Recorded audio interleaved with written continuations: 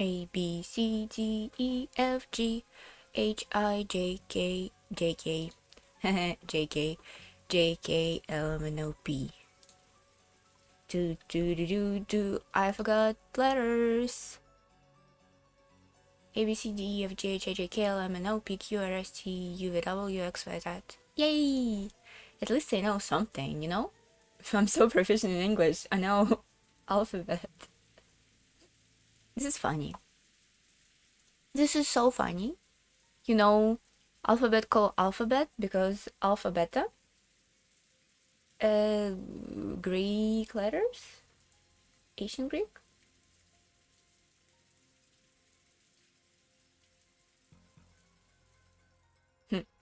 Hello!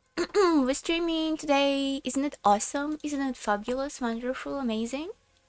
I'm looking really cute with my cute glasses and my cute forgot the word. Good. Good. We're starting with with good stuff. What's the word for this? Hoodie. Hoodie is the word. Ooh. Last time I streamed was a long time ago, like 5 days or something. Jesus Christ, I didn't want it for it to be like this, but you know, a lot of things are out of my control. Okay, it's gonna be hard a couple of weeks. Maybe I'm not gonna stream that much. Oops. Oh well. I was learning a lot and I was reading a lot while I was out. I read Paradise Lost, started reading another book. Actually buying books and reading books in paper is so cool. I didn't do it in like a couple of years, that's for sure. And I definitely didn't read any books in English before. But now that I can, and now that I can afford some books, I'm using it. It's awesome. For some reason, I couldn't read from my phone. For a while, I couldn't concentrate enough to finish a book from my phone. So now I fixed the problem by buying actual physical books that I can hold, and then that for some reason hold my attention for longer, which is nice. I really enjoyed it. Also, I remember the joy of reading, which is also nice.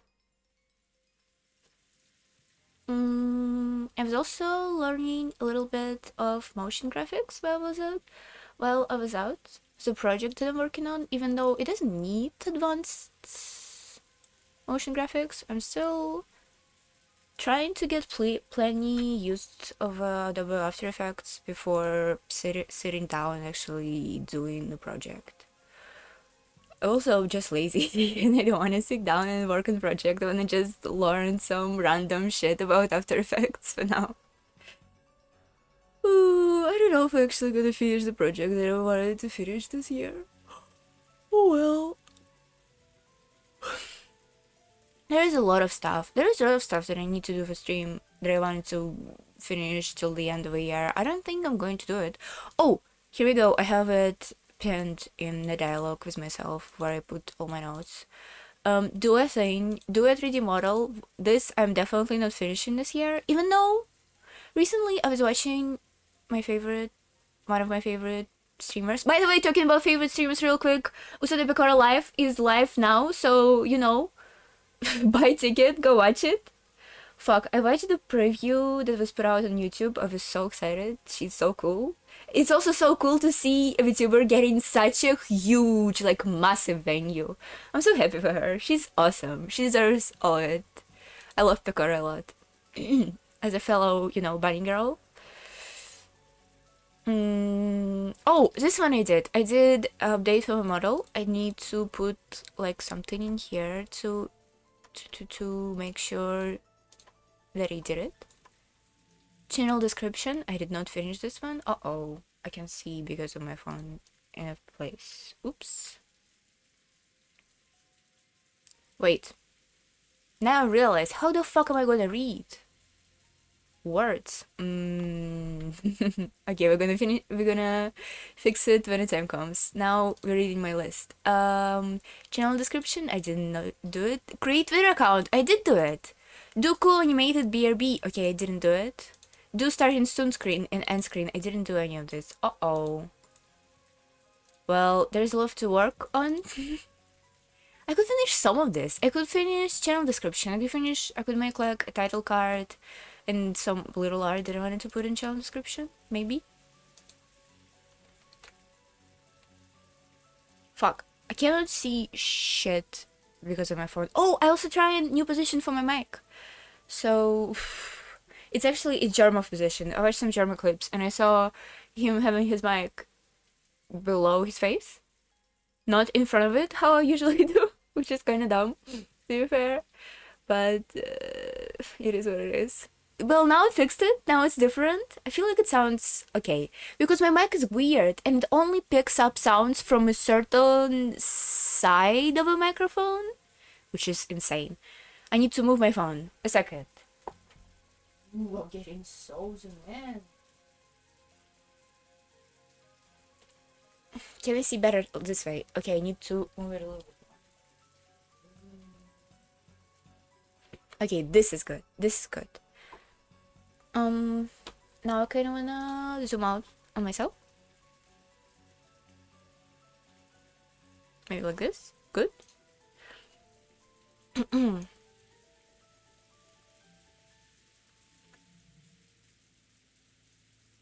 1, 2, 3. Hold on. 1, 2, 3, 4, 5, 6, 7, 8. There was 8 things that I said I need to do, and I only did 2. That's not good. Okay, I'm gonna stop stalling now. Oh no, I'm yawning again. Uh-oh. By the way, I noticed that I'm only yawning when I talk out loud because usually I don't have this problem. And I was thinking, when I work on stream, I'm usually doing this, but when I'm not on stream, when I'm just sitting at home or like doing some dumb shit, it's not happening. It's because I'm talking. It's because I know I'm opening my mouth, and for that reason, it makes it weird, and my ears getting fucked up.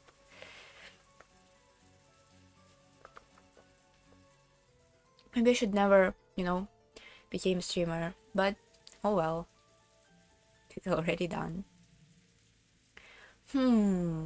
Something else? Something else to talk about. No, that's it. We're on umineko. Umineko. What are we doing? What happened last time? Oh, last time there was this uncomfortable scene between Maria and Rosa where Maria was really mad at Rosa for being a bad mom, justifiably. But it was kind of weird and fucked up, and I am all not working on plots in any measure. So I have no idea what it was about. I hope they're gonna tell me in answers. Oh, I forgot about her. Jesus Christ. Yeah. How are you not wearing bra? Oh, she probably glued her boobs together. Okay, good news. Good news, I forgot to charge my phone. Okay, give me a second. I need to put my phone on a charge. Oops. 10 minutes intro. That's great. A second.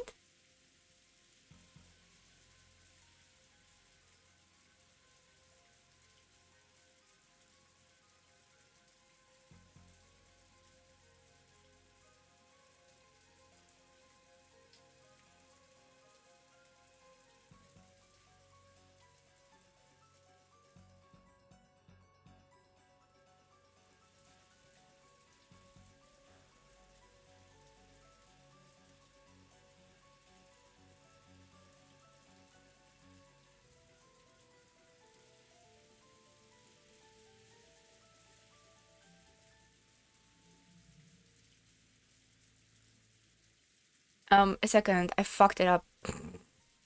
Oops. I have no idea how to fix it. Uh-oh.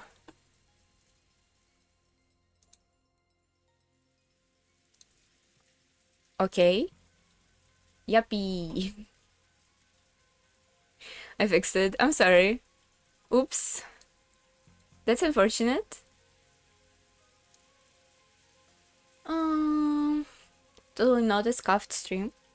Oops.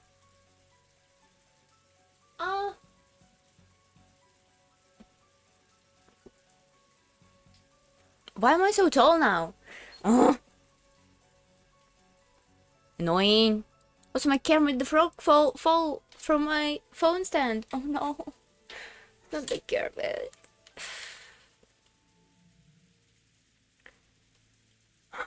It's so hard to be a silly girl on the internet. Holy shit.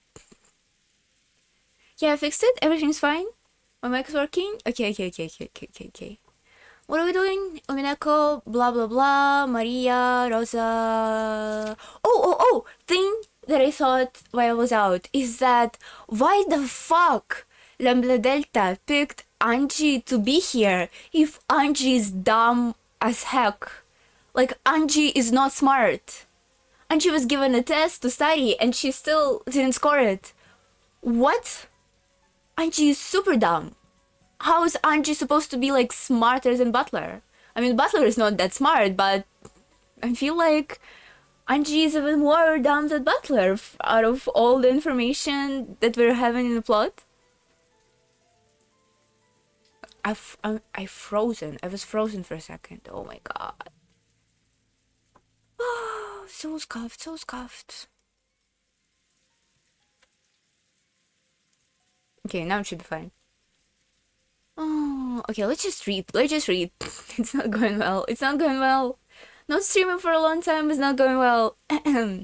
Go then the rest of the men quickly descended the stairs, closed the shutters, and secured the strong locks on the doors. Half of the cast is trapped somewhere in a cell. Half of the cast was 6 people were killed by Kinzo, who's definitely an imposter. It's not a real Kinzo. I don't believe it. Kiri is alive. Rudolph is dead. Okay, let's go out of for everybody. Kinzo is alive, he's a killer. Kraus is alive, Natsuki is dead. Jessica is alive, and she's with the children, with George and Butler and Kumasawa and Goda in family house? How the fuck it's called? In a guest house. Why did I say family house? In a guest house. And they trying to be on defense out of Kinzo's forces, right? So, both Eva and Hiroshi are dead. Rudolph is dead. Kiri is alive. Rosa is dead. Right? Nanji is alive. Genji is dead. Shan and Kana are alive.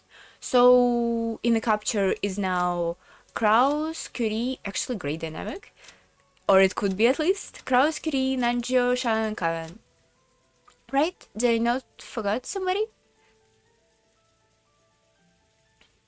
I feel like it's right. Oh, and they did not confirm dead bodies yet, for some reason.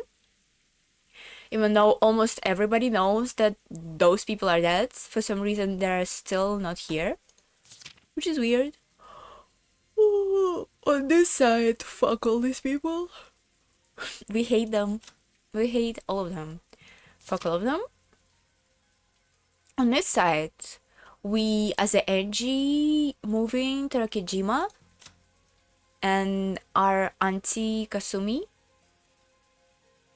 is hunting us and trying to kill us or something. I don't know. Okay, that's it. That's all recollection that I need, I guess. Go and the rest of the men quickly descend the stairs, close the shutters, and secure the strong locks on the doors. However, just as Kraus was worried, there was nothing that could be done about the beautiful wide window in the downstairs lodge. Why did you said it was beautiful? Okay. If there were to be broken, it would be easily for them to get inside. It wouldn't be hard for someone like Kinzo, who hasn't hesitated in committing murder, to invade the first floor. It's likely... I'm sorry.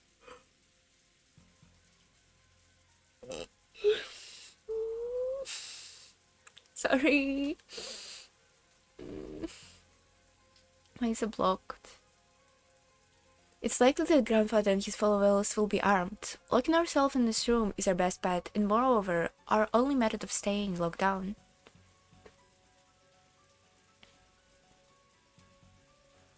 It's painful with it we have no choice but to stop ourselves in a locked room, but if our enemies are carrying guns, then that's the only method that we have left of us. To us. The master is said to have a collection of working guns. That's right. Guns. That was gun. If so, it's a horribly powerful gun. We can't contend with that at all. Smashing people's head, that takes a hell of a lot of force, right? It must be a magnum bullet or something along those lines. This might go through a flimsy look like it's nothing. If so, even that's even more of a reason to barricade ourselves in a room. Let's put up a bed and block the window too. If we do that much, then it doesn't matter how many guns we've got, they shouldn't be able to break in. Yeah, for now. Shit.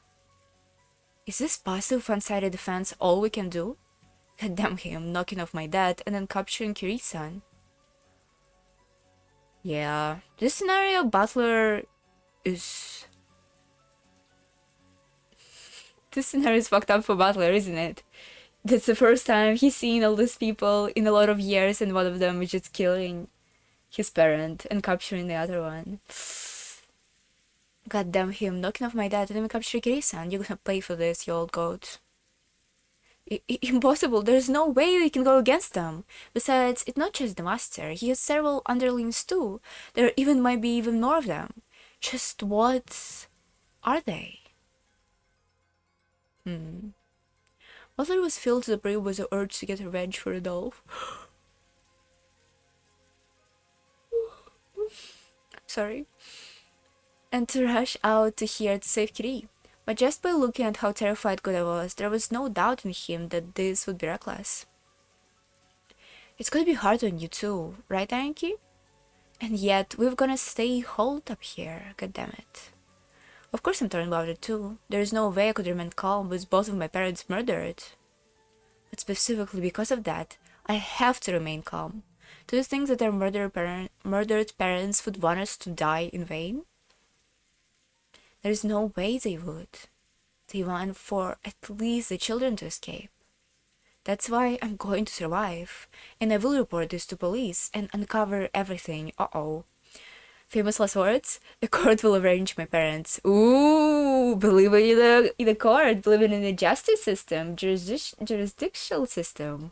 Brave, really brave. That will be my revenge. There is no way our parents would want us to die taking revenge for them. I mean, he's rich, so maybe it's okay. Right? You're right. You're damn right. That old bastard, fuck you stupid ritual. So true. If you're saying we're gonna be sacrifices for that, then we'll run away just to spite you and fuck up the whole goddamn thing. Uh-oh! Bunch of F words. Uh-oh! That's the way. Besides, you still have Kirisa and Batlukon, and I still have Shannon. Let's just act cautiously and wait for a chance. Carelessness on our part might even work against the others who were captured. Hostages, huh? But grandfather captures them so he could use them as sacrifices, right? If we don't go and save them, they're just waiting to be killed, aren't they?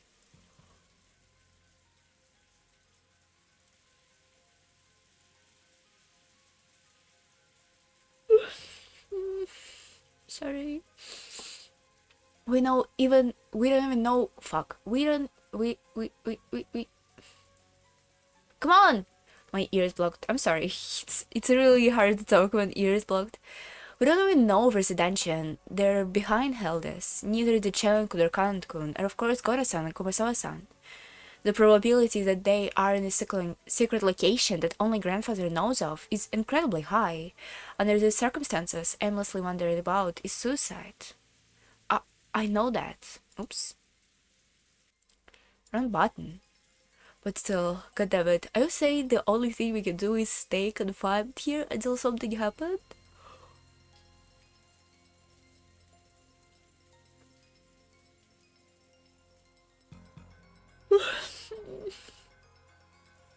Come on, unblock my ear. Do it. Do it, baby. Come on. It doesn't work, whatever. Butler-sama, I understand your feelings, but let's put safety first. From what Kraus-sama said, they seem to be in a fairly old cell, and they may be able to break the bar somehow. The wise choice of action now is to believe in them and wait. Grandfather has a number of subordinates, and they're all armed, correct? Yeah, that is correct. And they're probably, yeah, all armed.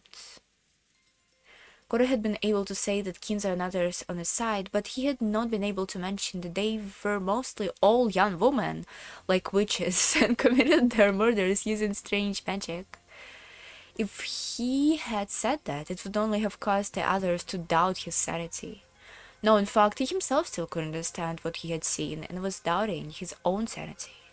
But regardless of sex or appearance, regardless of whether it was done with magic or a gun, the fact that those girls had followed Kinza's orders and killed 6 people in an instant was an unshakable truth.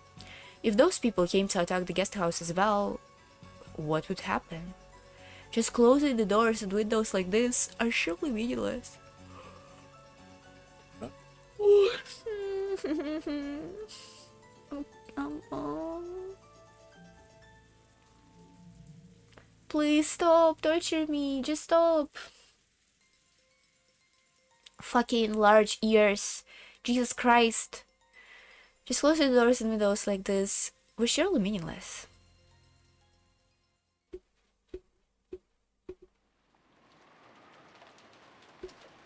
Oops, you can hear it.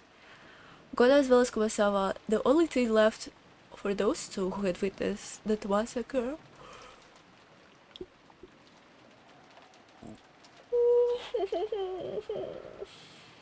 Can I stop yawning? This is so bad.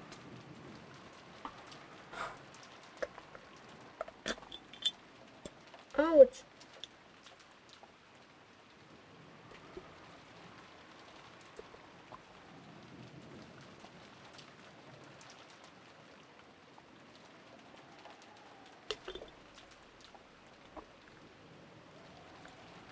Oh my god. It didn't help. The only thing left for those two who had witnessed that massacre in the dining hall was to cradle their heads, not even knowing how to interpret what they had seen. Kumasawa-san, are you okay?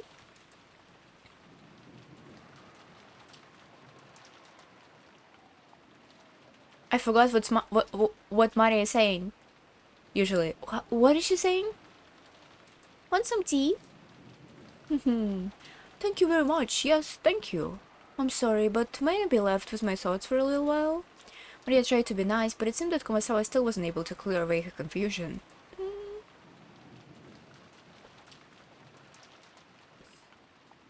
I forgot Maria's here. Maria, thanks for being considerate. Let's let Kumasawa-san rest for now. Oh, Maria says ooh. I forgot about it. Jessica too showed consideration for Kumasawa, certain of the shock she must have received after witnessing such tragedy, but her imagination couldn't even come close to the impossible scene Kumasawa had witnessed. Nevertheless, with her mother having been killed and her father having been captured, is Maria weird this chapter? There was no way that Jessica could stay calm either. She sealed her anxiety and sadness, using her anger towards Kinzo, and walked irritatedly around the room. Kumasawa-san, is Mom really dead? Yes. I have never seen such a horrible way to die before. It's not possible that she's alive, and with treatment we could save her. Is it? After such a thing happened to her head, it's unimaginable that she could still be alive. Are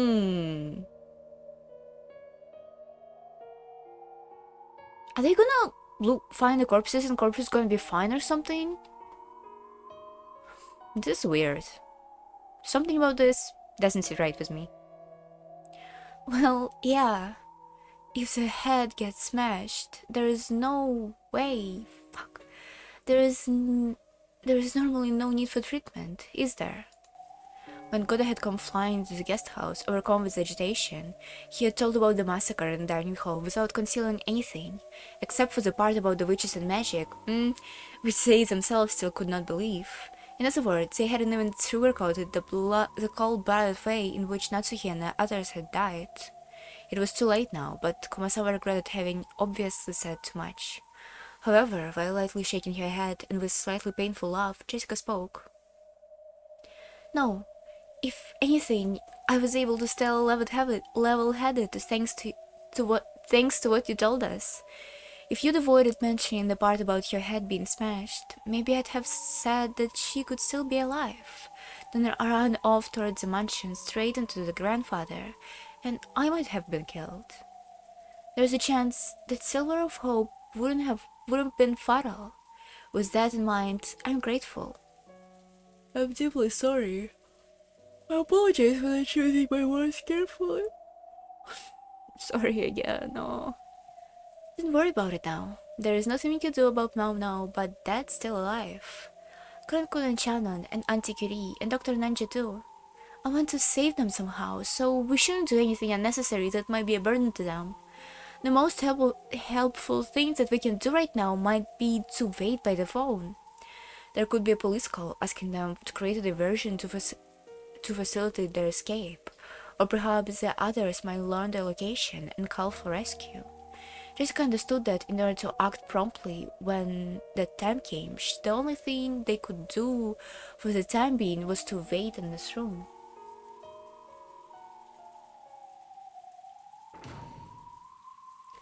George, Butler, and Cody returned, having finished checking all of the logs downstairs. Each of the three was holding a bunch of different objects. George had things like drinks, canned food, crackers, and other type of snacks that he had found in the lounge and pantry, as well as first aid kit. All consumables that would be indispensable if they ever locked down. Goda had a large folding ladder and carpentry tools. There were also those were so that, in the case of an emergency, they could nail over the door from the inside to seal it. Huh? Would it really help you? Isn't it only creates no way of going for you? If it came to that, the ladder was the escaping out the window. Oh, okay. Mother had brought up objects that could be used as weapons, such as blades and balls. The kitchen knives went without saying, and disassembled stable legs could be used as clubs. And a pole roughly the size of a person, which has been made by taking apart the headstand, could surely be used as a spear, even though it had no point. Yet spear is a superior weapon to everything else? There was a good possibility that the enemies were carrying guns, so it was dubious whether this would be any of the use. But it still was better than not having them, and if those things could prove at least a little peace of mind, that they could also expect some kind of calming effect from them. Then they placed beds and sofas from around the room against the door, barricading it. They didn't go as far as to seal it up with the nails.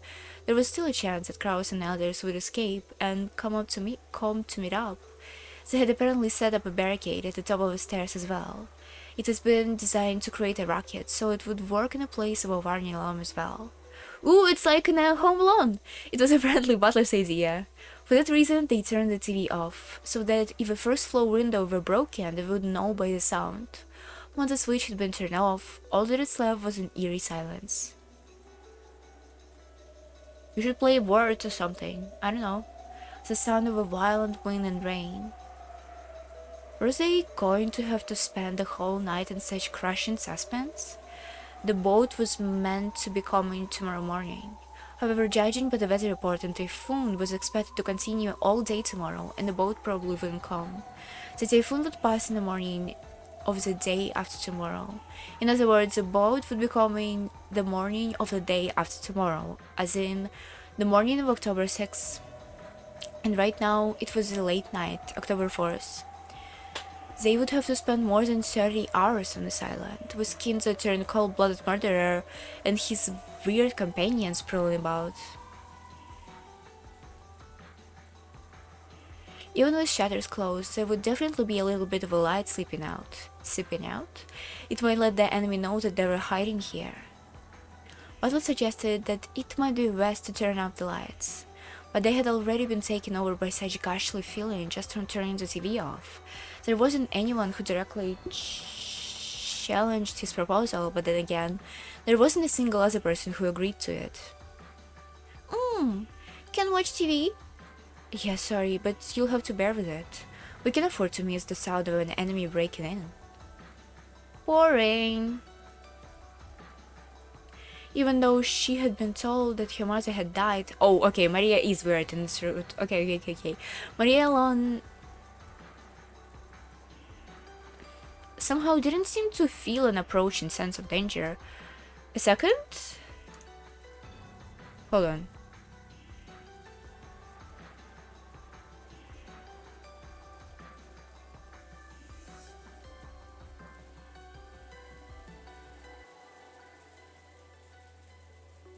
Okay.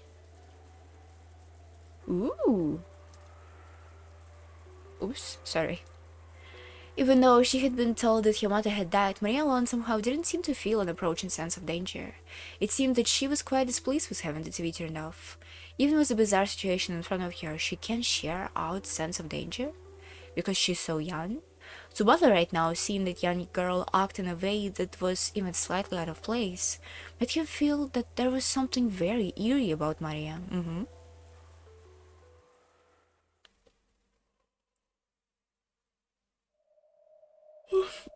We're back to the cell. All that said, there's something more to try. More to try.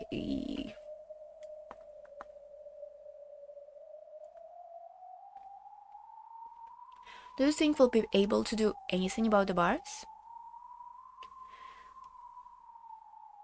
Ouch! Sorry.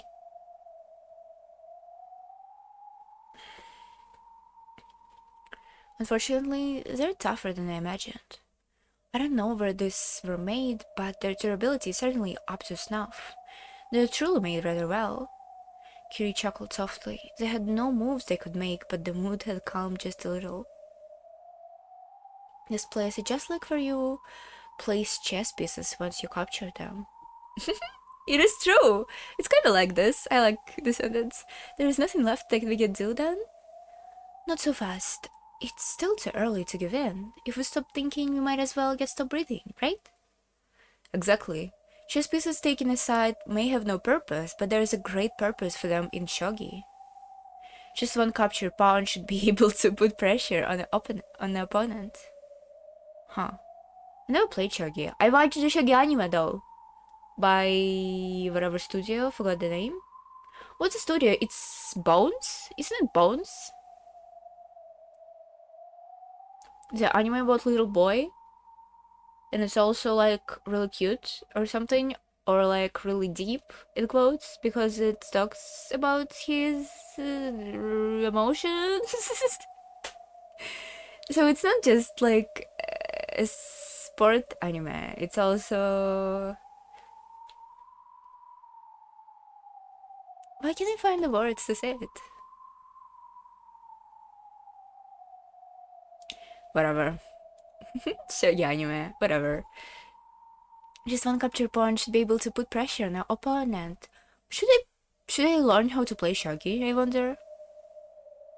There should be like there should be like cooler anime about people playing shogi. The coolest person in the media who I can think of is the girl from Persona 5 who played shogi. What's her name? Hifumi? Wait, is it really Hifumi? No way, it's Hifumi.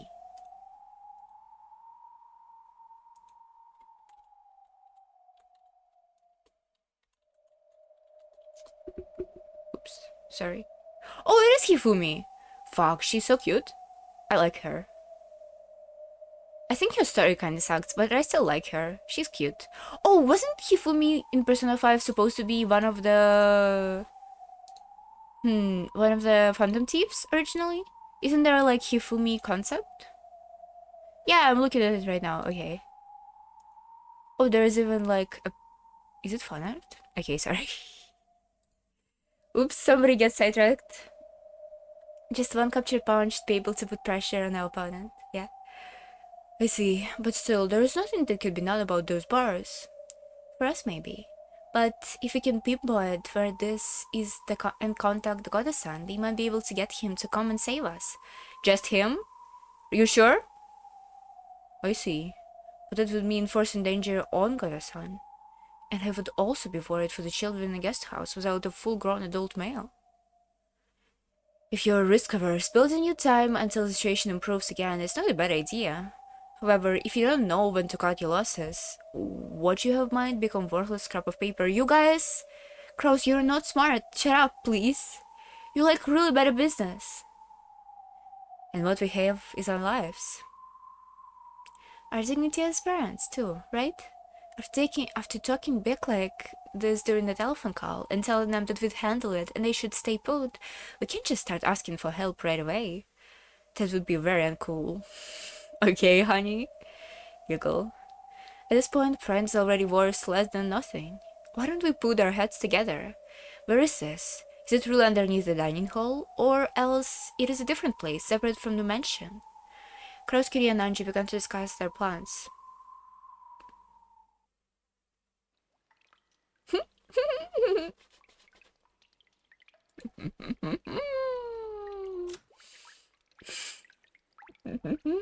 This is so funny. Look at him. This is really funny. Look at him. I know, he just looks so fucking funny like this. Connor was squatting by the bar, silently trying to sense anyone's presence, just as he's been ordered. Shannon came close to him, and they both squatted down together. I know, this is humorous. Look at them. They just look so funny. Poor things trapped. Oh, maybe because it's because of proportions. Because it seems so small, and in perspective, the cage, wires, whatever, seem so small in the perspective to them who all look so big. I don't know. Do you sense someone? Yes, they aren't paying any attention in this direction, but there is somebody relatively close by. It's a human. I think it's a goat. Their breathing is really noisy. Conan's ability to sense the presence of others has several levels above that of a human. Huh.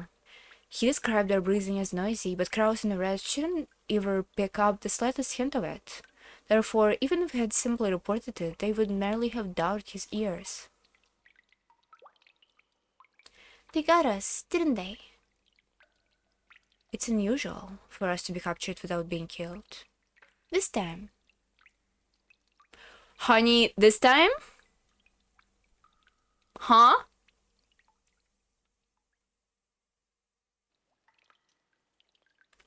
You know? You know? Really? Okay, how the fuck you know, but Kraus doesn't know. I said Kraus. Sorry. But Kraus doesn't know. Huh. And the master left his study. I don't have a clue what's going on. I do. Whatever happens or changes, it's all for this witch's fickle entertainment. The result will be no different. Do you guys know that Butler is fighting with Beata? Or do you just know that Daisy repeating? I actually love his facial expression and canon, especially because two of his pupils is covered by metal pipes. This is funny. I wonder if this time we'll be able to go to the Golden Land. Who knows? We have a high rate of losing. Come to think of it, it's a rare thing that both of us survived the first twilight, isn't it? I get the feeling that it's incredibly unusual for us to be able to talk together like this, even though the ritual has already begun. Maybe. But that's still just for the witch's entertainment. This feels like a forced wall breaking, but it actually isn't. That's nice. You know, because the structure is so weird, it feels like this shouldn't be here, but it is here. That's really nice. I like it. I'm not thinking of it as anything other than her letting us live just a little longer to ridicule us, since we usually drop our right in the beginning. I wonder if we'll be able to reach the Golden Land again. I'm sure we won't. If we hold on to any foolish hope, we'd take advantage of it again. That's right. Last time we get taken advantage of. I'm an idiot. And make a sour look and Turkey said, oh, it was where Kanan need to fight devil women. Sharon laughed softly and apologetically leaned towards his shoulder. But it's nice to hear that Melody is safe, isn't it? She's escaped the first twilight, that's all. She must just be being made to wait for even crueler deaths in a later twilight. Do you remember how you were fucking resurrected, Conan? What's Underworld is like?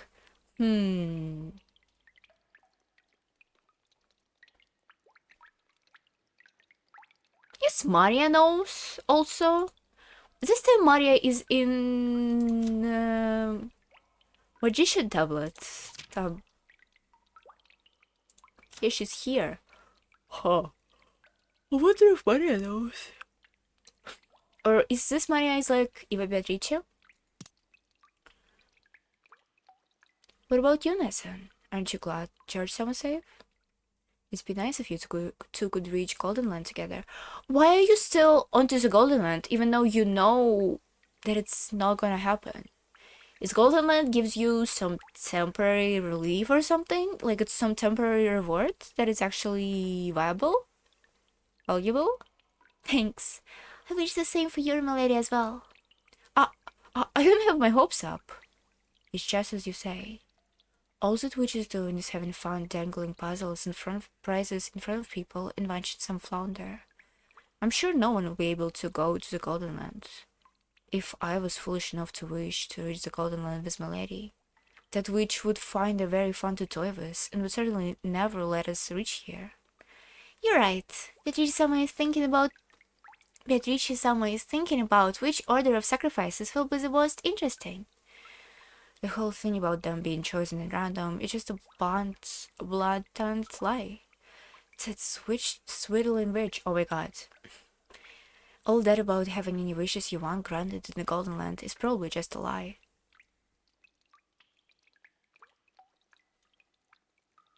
You never reach Golden Land. Okay, you was definitely killed on the first Twilight. Sorry. In the first Twilight, Shannon was killed.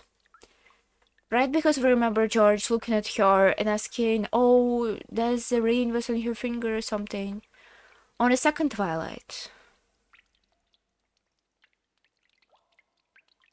Wasn't Shannon alive, or Conan alive on the second Twilight?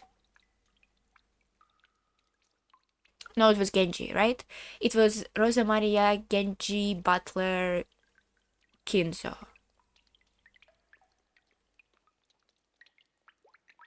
On the third Twilight, on the third, I'm saying Twilight, on the third episode, nobody was left alive, only Eva survived. Huh. Okay, maybe you did never survive this, but you do remember that it's a game. That's not true. The Golden Land is a wonderful place. Have you been here? Only for a little bit. When was that? Though, even that was probably just Beatrice-sama's joke. Huh? I'm hearing weird sounds. What's it like here? Well, it's a wonderful place. I can't really explain it well. It's a world like a pleasant dream. A paradise-like place with roses blooming all over, beautiful butterflies dancing, or something like that. It's not a place with a tangible image like that. It truly is like being in a dream. When you're here, it's very gentle, very peaceful, and you're allowed to sleep as long as you want, like when you wake up early on your day off, lying under the covers. Sunlight comes in through the cracks of the curtains, and you think, I have to get up. But when you realize it's your day off and you can go back under the covers again, it's a place where you can feel like that. I'd feel annoyed that I got up at all. Getting out by accident, even though it's your day off, is something only you would do, Nessan. Go on. Well, While I was here, I felt very contented and very calm. But once you return to this world, you can't remember it well, even though you're only just been here. It's not like when you can remember a dream you were just having. But I still remember that it was a very calm and quiet world. That's it? Whoa, Golden Land, she's always bragging about, isn't much special at all. I thought it was a place where all your wishes come true. It is. It is a place where all your wishes will be granted. Or maybe that's not quite it. It might be better to say it's a place where you don't have to wish for anything. For example, if you're cold, Kun, and wish you have a jacket, you'd be happy to be given one. But if you were in a warm room to begin with, there wouldn't be any reason to want jacket, right? That's what the Golden Land is like. There is no need to even wish for more wishes. It's a world released from everything, where everything is calm. You could even say it's a place that transcends the concept that having your wishes granted will bring happiness, a world released from everything. Why is Beatrice herself is not in here? It sounds kind of religious. And here, everything is equal. All things with minds are equal. There are no humans, no furniture, no witches. Here, I was equal to everyone. Who are you talking about? There was no longer any need to feel ashamed of myself because I was furniture. It was honestly a happy world where I was equal to all humans and even witches. I can't really remember it well, but I have the feeling that when I was here, I was equal even to Beatrice-sama, and we were good friends. If that witch is here, that's not much of a paradise.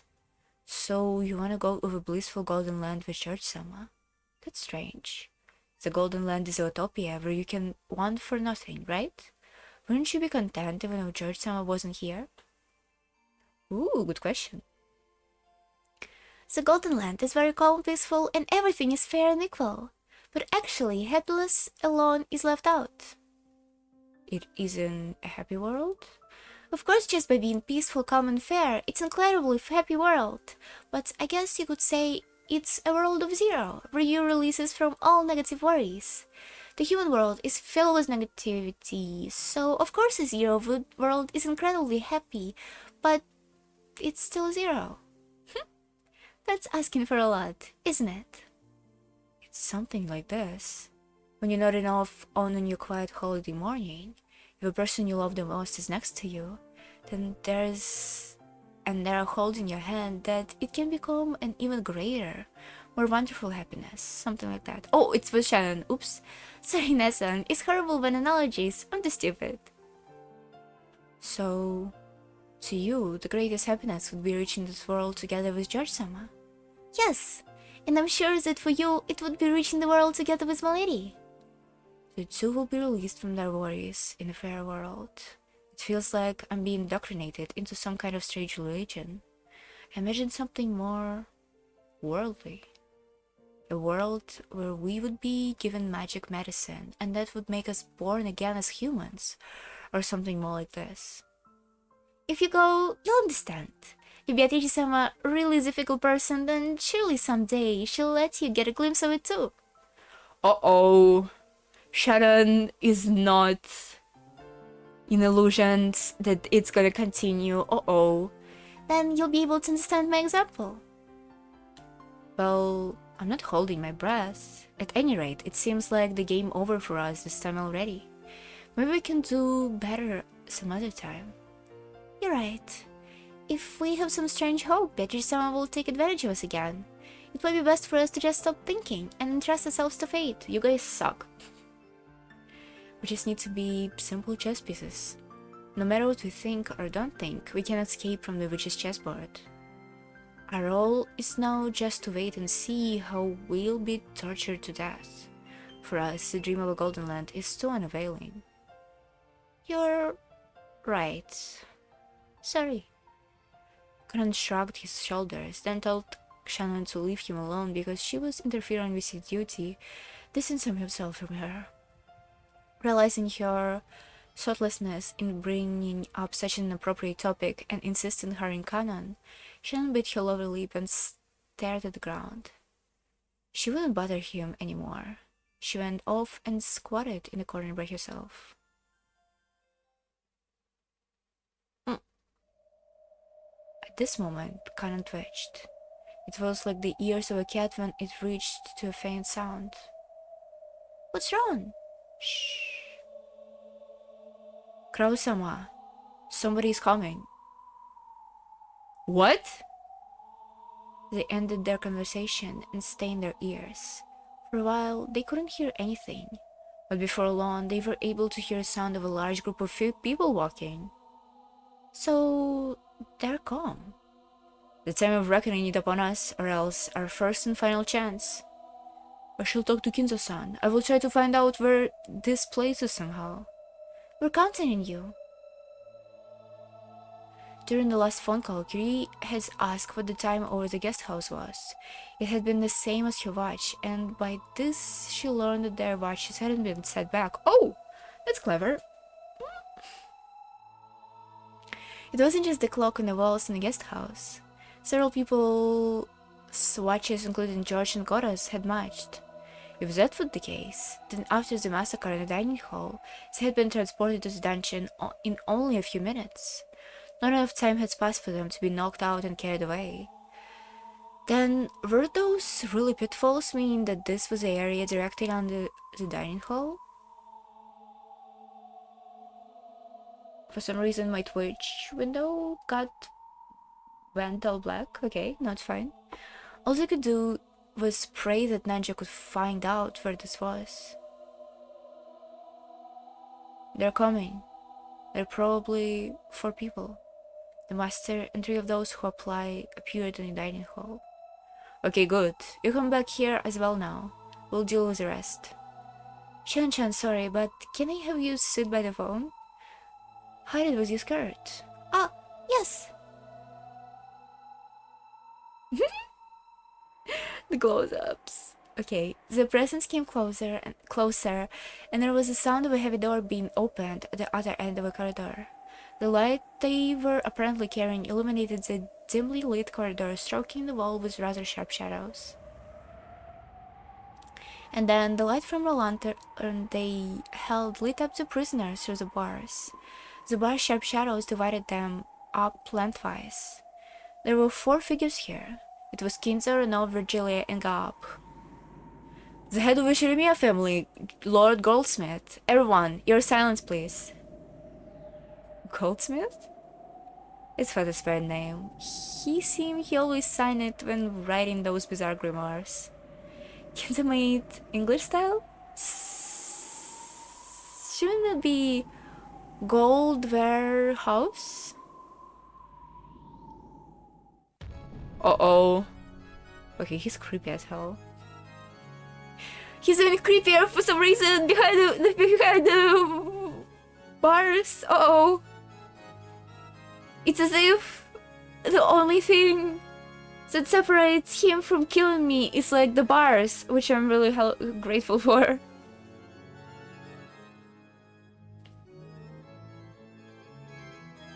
I'm toying with my fucking earplugs all this time. Oops, sorry. Ha ha ha, a warehouse is a place to keep things in and nothing more. Whereas I create gold and use my craftsmanship to further increase its worth. Do you think Smith is much more fitting? Certainly. I apologize for blathering. Kinzo-san, just what is going on? Where in the world is this? Oh, my friend. Can you remember? Certainly you may never have entered the prison, but you should remember walking through this corridor. Huh? You don't mean... Do you have an idea? But no, that's incomprehensible.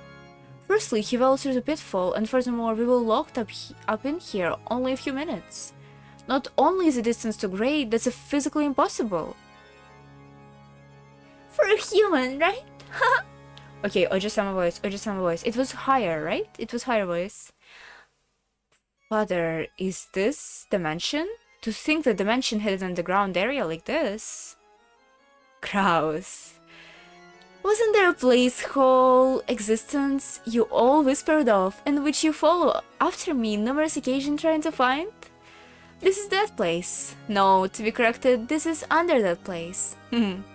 Okay, so it's under Kuvadorian, yeah. This place couldn't be Kuvadorian's basement? It is, as you surmise. Surmise? This is the basement of Kuvadorian. Kuvadorian, you don't mean the fastest rumored hidden mansion? It really exists? The mansion was constructed for the sole use of my beloved witch, Beatrice. It is truly a shame that I cannot show you around an above-ground section, as it's such a beauty and elegant mansion. How lovely, just if two of you alone in the mansion was this kind of room. It seems that you and I are differently inclined. Kiri-san, it would be wise to refrain from such rude comments. Got him! Kiri got him! But I agree. If the mansion I was given had this kind of dungeon in it, even 100-year love would turn cold. I'd take anything of value and run for the hills. Oh, you have no interest in this sort of thing? And there I was thinking that you would go ahead over heels. Of course I go ahead over heels, if I get a collar or something for a birthday present. But only if he's a stud.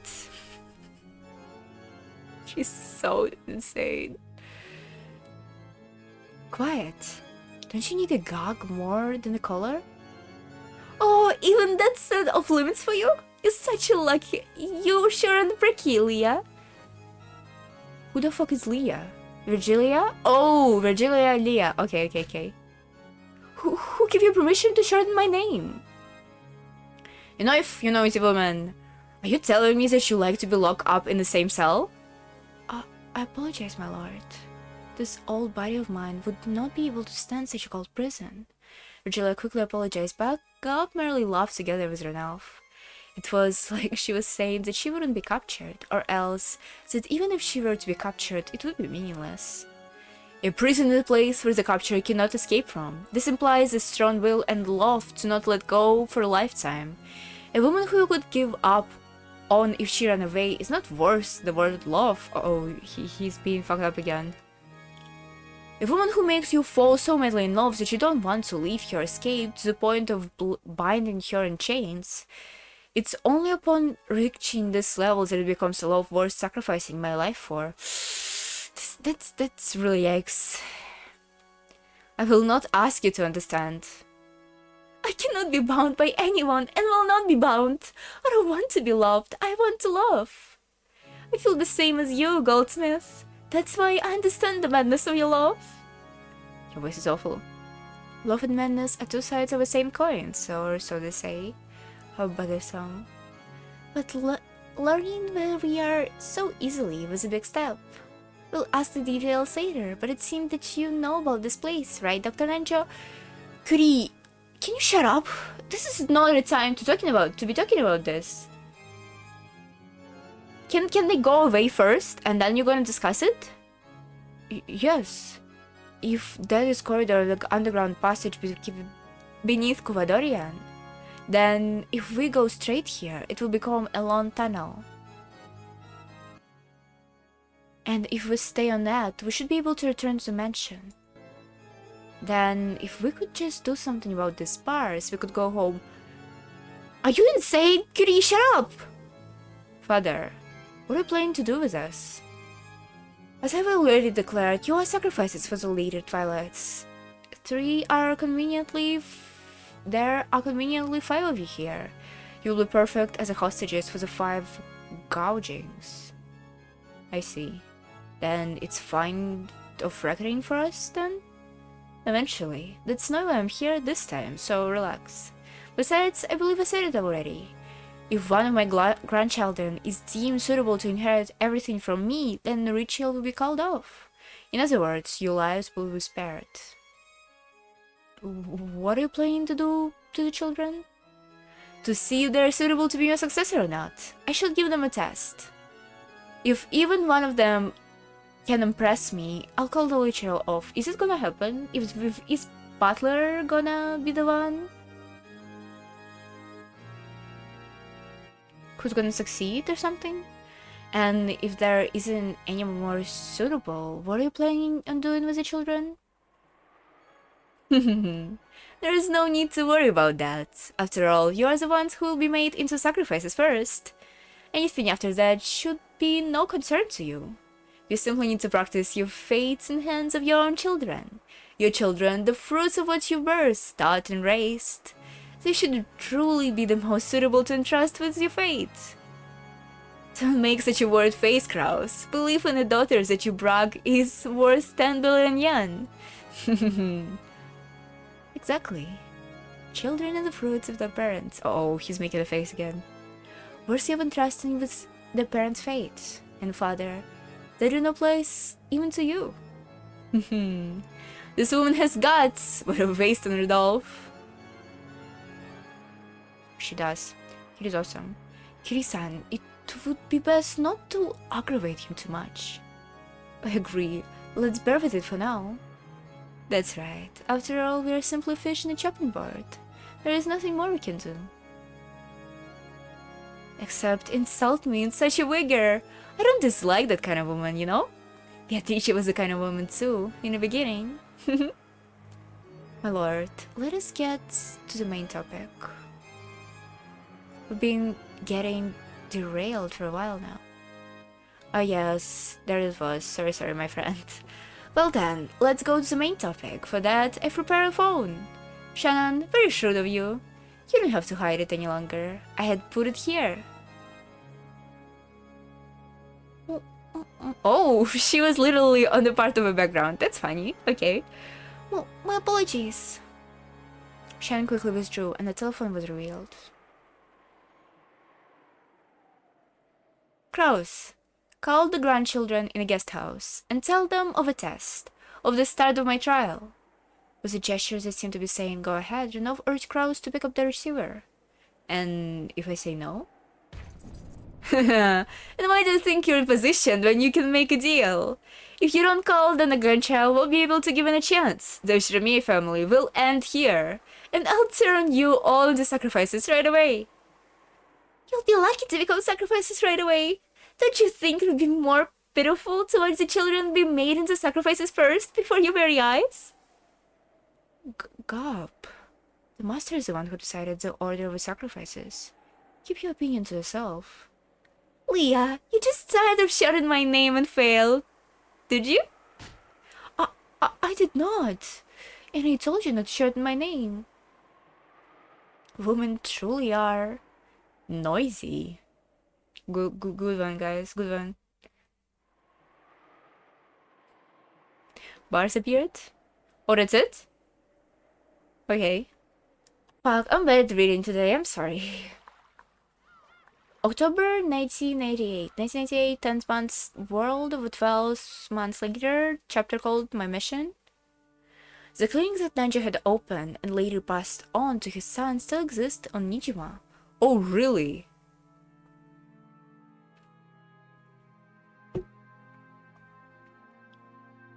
The aged doctor was Nanjo's son, but the atmosphere about him was very different.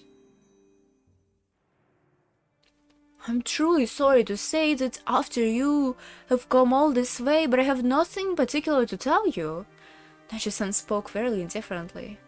After the accident on this island was taken out by the talk shows in most indiscreet manner, there was a great deal of deeply offensive probing into my father, who was Mr. Shiramiya's doctor and friend.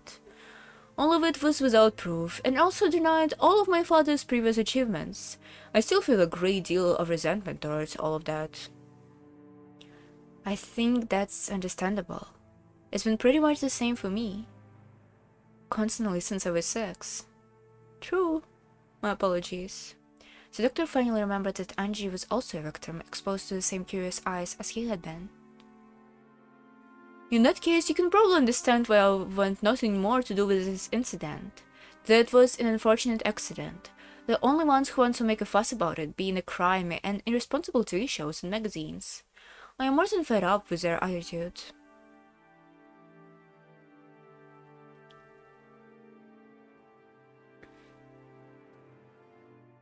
Nadia had been placed in the spotlight for being one of the Shiromiya Kinzo's few friends. Because of that, there was probably been a persistent offensive from the witch hunters, and the press to use the late Naja's son as well as a source of information. The doctor went on and on criticizing the press indignantly.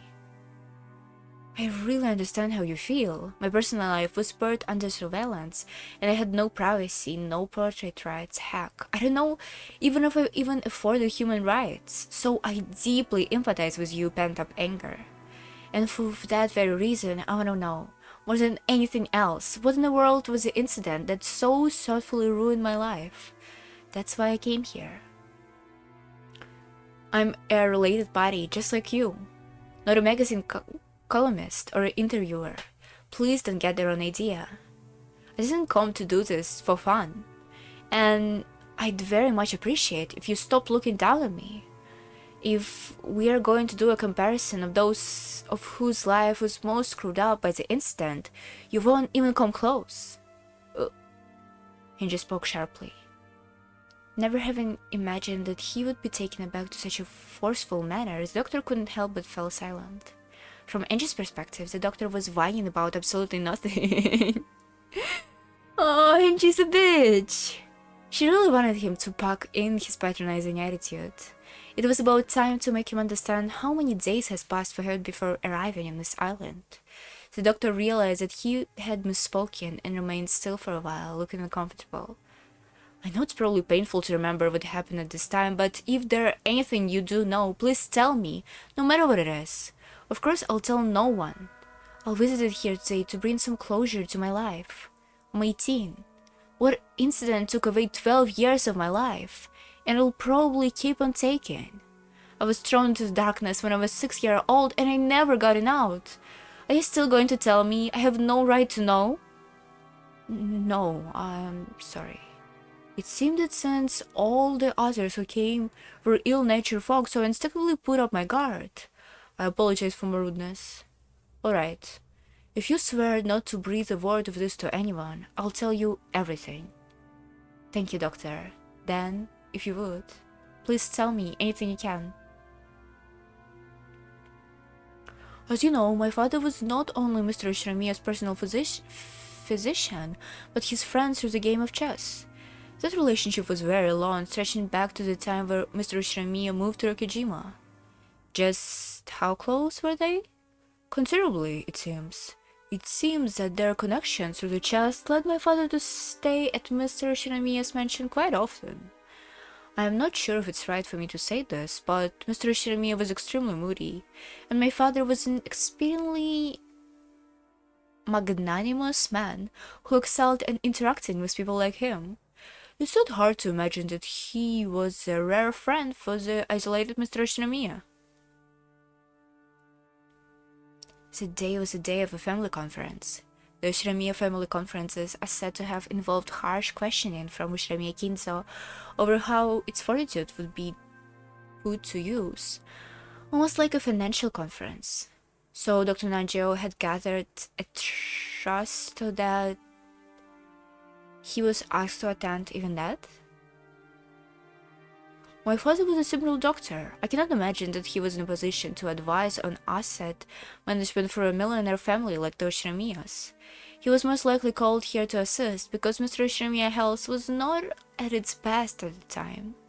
As Mr. Shiromiya's close friend, I'm sure that my father would have kept his mouth shut and entrusted not to leak the secrets of a family conference. Was Shiromiya Kinzo in a very bad health at the time? Is there any medical charts left? My father probably took the medical charts with him on the day of the accident. I'm afraid to say that the entire folder of Mr. Shiromiya's medical charts has been lost. He was my father's partner, so I don't know the details either. Around the time of the incident, was there anything you thought was strange? Well, there was. However, it seemed exceedingly likely to result in a misunderstanding, so I don't particularly want to talk about it. What is it? Please tell me. For a while, the doctor beat around the bush. But after he said that much, Angie would not allow the subject to be dodged. Yeah, why did you mention it in the first place if you didn't want to talk about it? Eventually, he was worn down, and after making Angie swear himself to secrecy again, he opened up. The truth is, several days after the incident, I received something by mail at my home. Mail? Uh-oh. It was very curious. The sender was made out to be me, but I have no memory of it. Someone said me send it in my name. The destination was Rabun Island in Hokkaido. It was the northernmost tip of Japan, excluding the northern territories. The recipient address was on Rabun Island, but the name was my father's. However, it seemed there was a problem with the destination address, so it had received an address unknown label and been returned to the sender, me.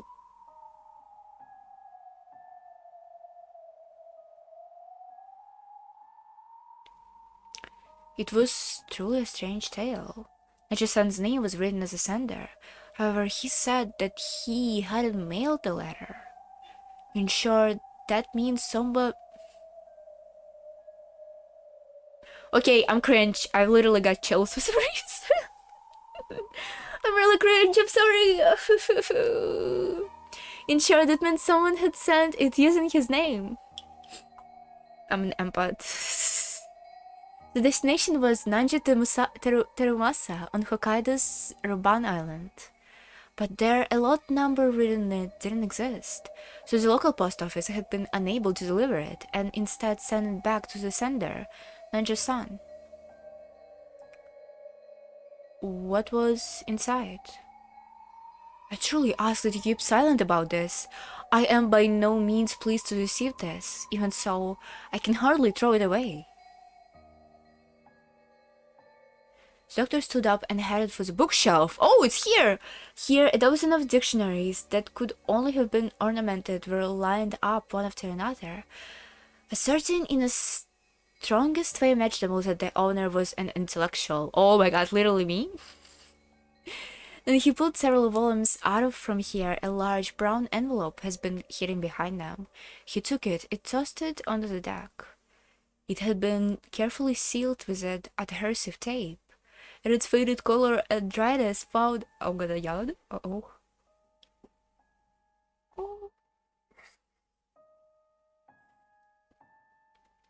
And its faded color and dryness told that it had remained sealed for 12 whole years. Most sincerely, I ask for your silence. While empathizing it so much it was annoying, the doctor removed the seal with a quality paper knife. Then, when he tilted the envelope, an already open mail envelope slipped out. The envelope had weight to it, hinting that there was something other than a letter inside. A key? The recipient was certainly Neji Terumasa. Even seeing that was a huge shock. After that instant, Nigel's corpse had not been found, and he... Okay, corpse had not been found. Okay, that's first time they actually saying it. But it's nice to know. That's nice to finally confirm something. And he was being treated as dead in absentia under extraordinary circumstances. And despite that... Yeah, I'm getting the impression the island is looted or something. Despite that, in that timeline, which we don't know exactly which one exactly. Exactly. 94 hours. And despite that, this letter addressed to Ananji and Hokkaido's existed. One could almost take this as a sign when he had faked his own death and escaped to Hokkaido. Was Dr. Nanjo really in Hokkaido? Or there was another person here with the same first and last names? If my father had somehow escaped from accident and was living in Hokkaido, that would have made our family very happy, regardless of the situation. was also thought of a possibility at first, however the destination address of this envelope does not exist. In short, this envelope was mail that had no way of reaching him. Is there a possibility that the sender miswrote the correct address? Of course I cannot disprove that, however judging from the resident's house number, I find it hard to believe. Hokkaido, Reban Island, Reban Country, Reban City. 123-567. Up until Reban City, it's alright. But I just couldn't wipe away the feeling that following sequential number 123567 was a little insincere. Insincere? It felt like a fake address that some kid had made up. Okay, this is insane and really intriguing. They probably just randomly wrote some clearly non-existent address. I think it's natural to assume that from the very beginning this envelope is sent to an non-existent address to which I had no chance of being delivered. If the destination address doesn't exist, mail is generally returned to the sender. But even in the case of faulty address, the local post office will often contagiously, and to the best part of its ability, research to find whether the sender's intended destination exists. Really? Really? When they still can't find it, the mail is sometimes returned after an investigation of several days. It seemed that this was that had happened with the envelope, and the stop was postmarked October 3rd. It was postmarked on Nijima. Nijima is a long way away from Robont Island, and on top of that, the destination was also nonsensical. It had taken more than a week for the mail to be returned. In other words, there was an extremely high chance that having this envelope returned to the sender after an indeterminate amount of time had been the goal from the very beginning. Yeah, we get it! It's obvious! Please stop! Please stop! Why do something like that? Even before asking what it was that had been sent, this envelope is already veiled in mystery. What's inside? And inside it? Go ahead. After getting the doctor's permission, I'll seal the already open envelope. It came inside a small folded letter and a small key with a number tag attached. The swipe card slid out in addition. A112 was engraved on a key's number tag. I didn't know what it meant. It's like locker room key? The swipe card was a pitch black and had gold letters engraved with it. Members was written here in English.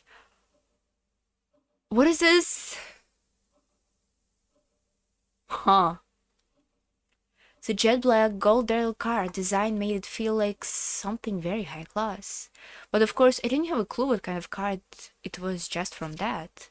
I unfolded the letter. Its contents were extremely brief, and only the following was written. 17151129. Fuck. Is it the same as before? And the name of a certain massive bank known throughout Japan, as well as a world central branch. That was all. What's this? Yeah, it's a card, a key, and a pin for a safe deposit box. And it wasn't a normal safe deposit box either. It was an unsettling one, which had apparently reserved only for special clients. After he had finished putting his affair in order following his father's funeral, he visited the bank, pin and key and card. There was no doubt that something of a great importance was stored here. What was it? And it was natural that he was curious about what that could be. At first he didn't know what to do. The card wasn't properly his possession. When he mustered up his courage and you need to master your courage? Just go and find it! I'm so intrigued. And show his card to a bank clerk. He has been switched to a clerk of clearly higher status and had guided a large vault on the 4th basement floor. The security on the way was strict. The doctor had some stored valuable items such as real estate transcripts in the safe deposit box before, but this was something on a whole different level. Nuclear codes? Like the procedure in the deposit box I use. Their system didn't carry out any identity checks so long as you had a card, a pin, and a key. Oh, this sucks. Okay, this is not a great system then, isn't it? But in any case, it was a very secure vault. It was it, and I was frightened by how important it was. I wondered what kind of shady object might await me that had been to be stored in a place like this. Oh my god, it's gonna be something so dumb like a piece of gum. Okay, it's not gonna be a piece of gum, because it's gonna be... Oh, it's gonna be gold! Yeah, it's gonna be gold! For sure it's gold. And so, when I passed the card to the reader, I was asked to input the PIN. And after that 8-digit number was input and authentical, I had permitted access to the vault. It was an incredible scene. A world like something from a sci-fi movie. That massive, dimly lit silver room was covered with doors to safes.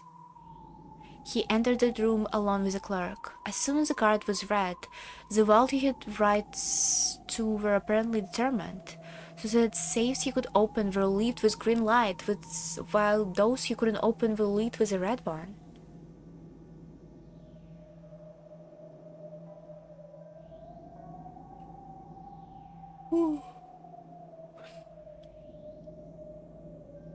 A112 indicated one of those safes. By the way, there are a long line of order safes making with the green lamps besides this one. I think there were at least 20. There might even be more in other corners of the room. In any event, I only had the key to A112. Had no way of checking the contents of other safes. As the clerk watched, the door unlocked and opened the safe. Gold, gold, gold, gold, gold, gold, gold, gold, gold, gold, gold.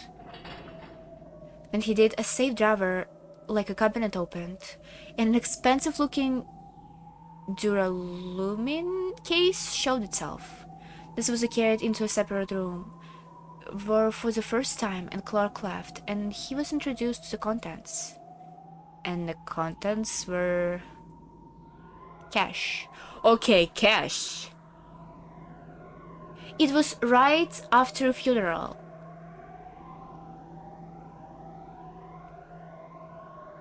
So the person who got the gold already had a chance to liquefy it into cash? Okay, it's not called liquefying, is it? English is hard. And already turned it into cash, so... it was done before? Why... Nanjo-san specifically? In...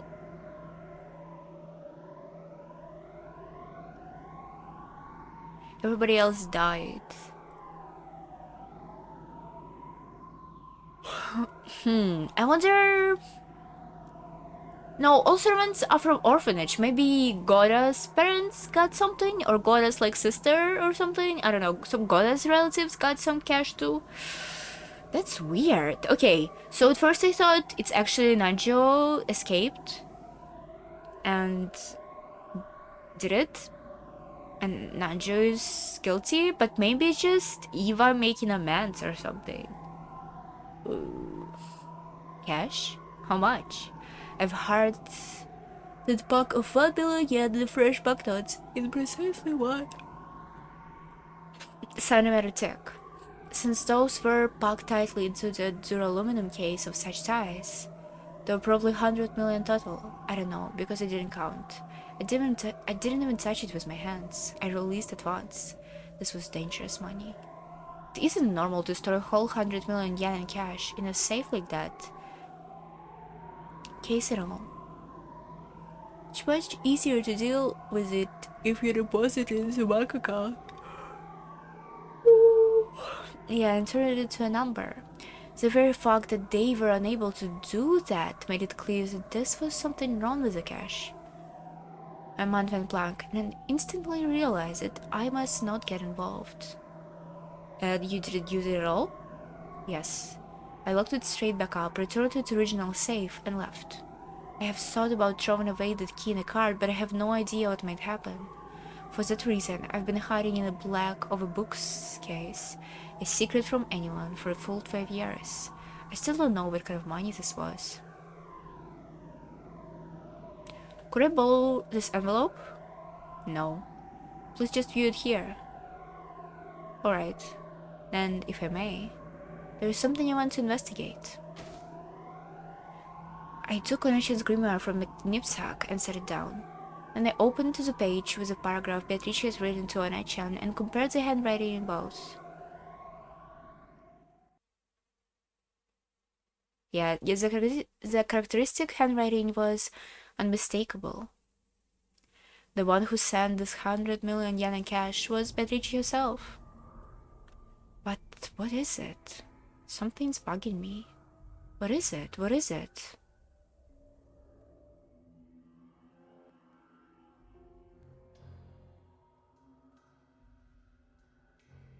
Who are you, my guy? What is this kanji? Kanji for fish and for blue. Is this one kanji? Is it supposed to be one kanji? We need to investigate this immediately. Ooh.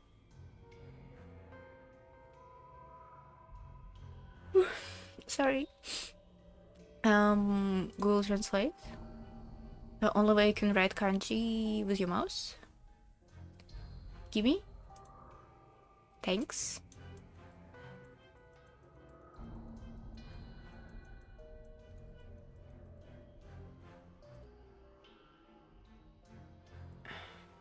Mackerel. Oh, mackerel. Okay. I didn't know this kanji. Okay. Mackerel. Huh. So this is Kumasawa's relative? Yeah. I'm pretty sure I got something like this in the mail. Hey ma, where did I put it again? The same envelope of contacts had been sent to Kumasawa-san, who had once lived with her. But he had been very busy in the days since, and seemed to have forgotten about it among the hustle and bustle of everyday life. But apparently its strange contents had stayed in his memory, and he remembered as soon as Angie told him. After a bit of a wait, his thin-lipped wife... You call your wife Ma? Or maybe it's her name, like Mayushi, something like that. Complaining that he always forgets where he put things. Huh.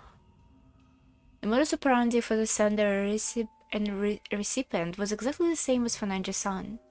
The sender was made out to be Kumasawa-san, and the recipient was Kumasawa Chiyo, and the destination address was in Okinawa Prefecture.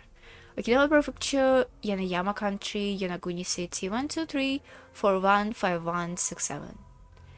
Yonaguni Island is the westernmost tip of Japan, and the lot number was exactly like before, a sequential number that had apparently been chosen at random. Now it was certain, this envelope was definitely set with the goal of having to be returned to the sender. Its contents were exactly the same. A letter with a pen and a bank central branch written on it. Okay, that's for sure he was doing. A swipe card. A key was attached number tag. Instruction on the number was that instruction on the number tag was A113. The number right after 1 on the key has been sent to Nanji-san. Most likely inside the vault for the same kind of duralumin case packed with 100 million yen in cash. Cash. Got the feeling my mommy has sent it to me from beyond the grave. Don't really get what's inside, and it's creepy, so I just left it alone all the time and totally forgot about it until today. So, you know what it is, girl? Could it be that the same thing came to your place? What is it, Angie-sama? Headache? Sorry, my head hurts. Stubborn pain. I know this. What do you mean you know this? You don't mean this envelope came to your place too, Angie-sama? I remember. A strange envelope was also sent to me 12 years ago. Scorpion Guts, good tale. I had fallen into desperation after losing my entire family, but it was a really strange thing to come in the mail, so a faint memory of it remained.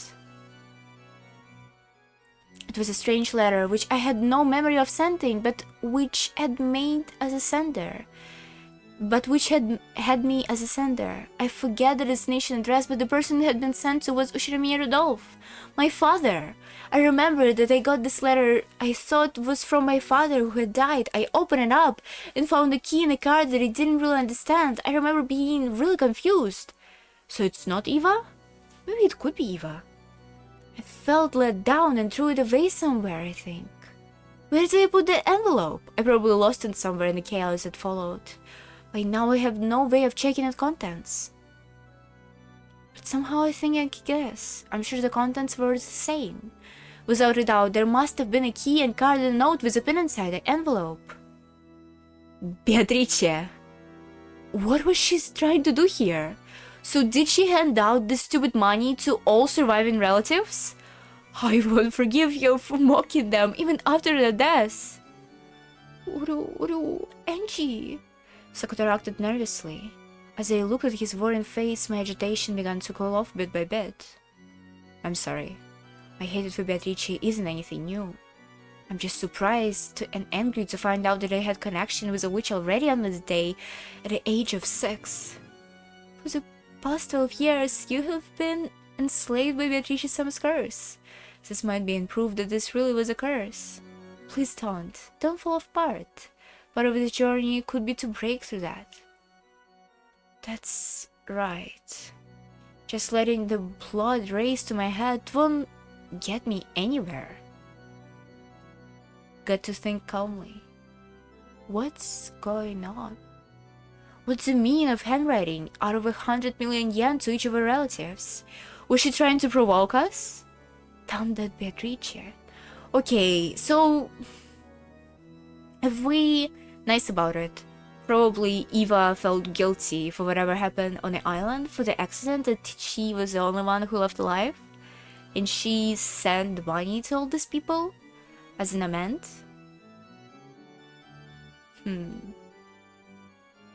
Or not Eva, at least somebody who survived. It still could be Eva's handwriting in Maria's book, right? For sure. Shinji, calm down. Uru? As Sakutara buried his head in my stomach, he urged me to stay calm. I took another deep breath and started thinking. Oh, should we take a small break? I need to pour water. I'll be silent for like 5 minutes. Let's take a small break. Be right back. Like 5 minutes.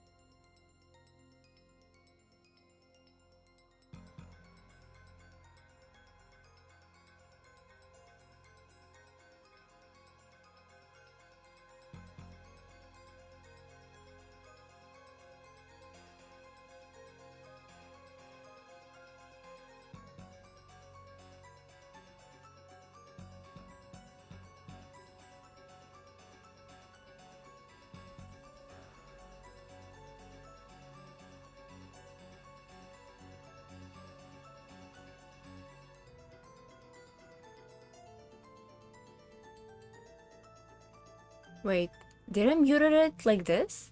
That's weird. I usually don't mute it this way. Okay. A second.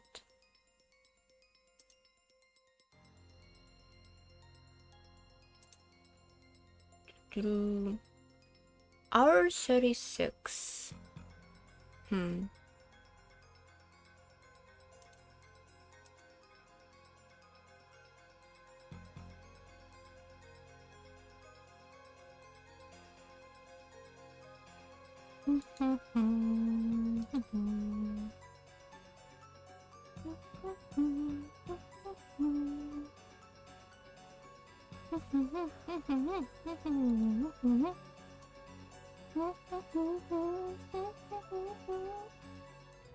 Doki doki shitarush.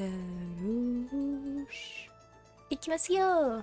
Mazai, mazai, bishoujo, mazai. Sorry. I wonder if the sending of these envelopes was to demonstrate that this was a premeditated crime by Beatrice. They were postmarked right before the family conference, and they were intentionally set up so they would be sent back after some time. Huh. I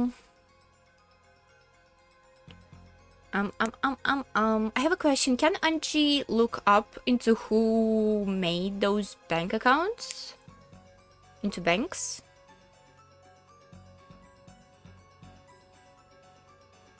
Isn't there, like, some way, at least?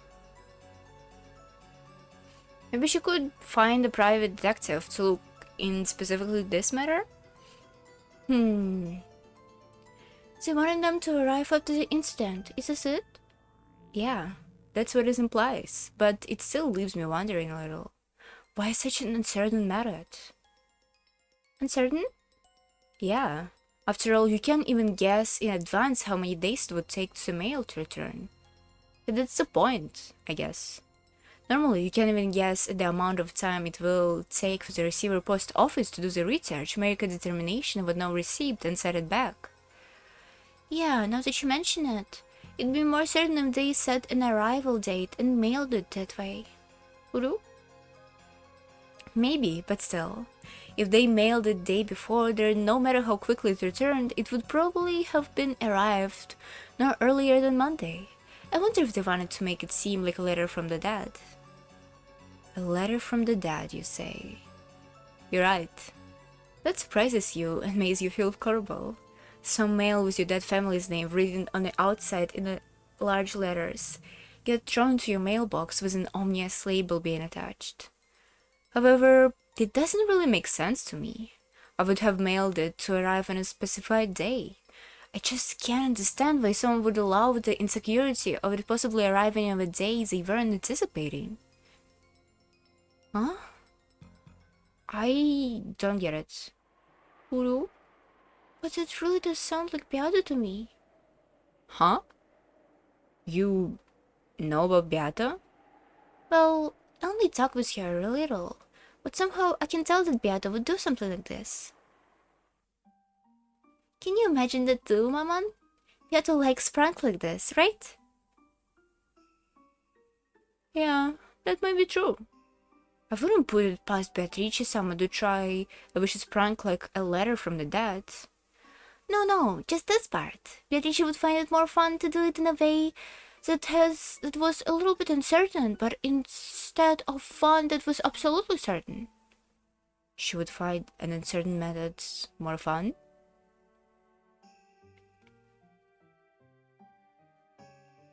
And gee, voices in your head adding to this bullshit and mystification that goes around Beatrice. Just think rationally. I remembered Maria Onechan's diary. It had quite a lot of descriptions of playing with Beatrice. Occasionally, some of this involves Beato playing pranks on adult relatives with Maria. But those pranks always followed a certain little static principle of witches, which was that things are more fun if they're uncertain. Right. One day, Maria Onechan had brought up a wind-up minicar, and she and Beato decided to use this for a prank. It was a popular toy at the time. If you made a minicar back up, it would wind up in a spring in the tires, and when you let go, it would race forwards. They had wound up that minicar sat in the shadow of a milk jug. What? In other words, the prank was that if you lifted the milk jug, the minicar would jump forwards and surprise whoever did it. It's cute and harmless. I like it. Hope that someone would get caught in this prank collection and be out of it. Watch the adults from the shadows for their whole tea time. They were looking forward to seeing who would get caught up by it, but ultimately no one moved the trap milk jar, and the trap never went off. Then Nechan had muttered, "Why should have put it somewhere where they definitely get caught by it?" Beata apparently said this. She said, "Traps when you don't know who will get caught, or even whether anyone will get caught at all, are more thrilling and fun." Are you? It's a milk jar, guys. Servant would probably take it, and you would fuck up the servant and not an actual, member of your family. It's probably true that you wouldn't get that kind of excitement from a trap that would definitely catch someone. Would it? The kind of discussion occurred in multiple places, making it possible to guess that the witch called Beatrice had quite a fickle character and loved a random thrill. A fickle person is very hard to deal with. I can flip over the chessboard to find out what this witch of 12 years ago was planning. Angie, you're not smart! Stop acting like this!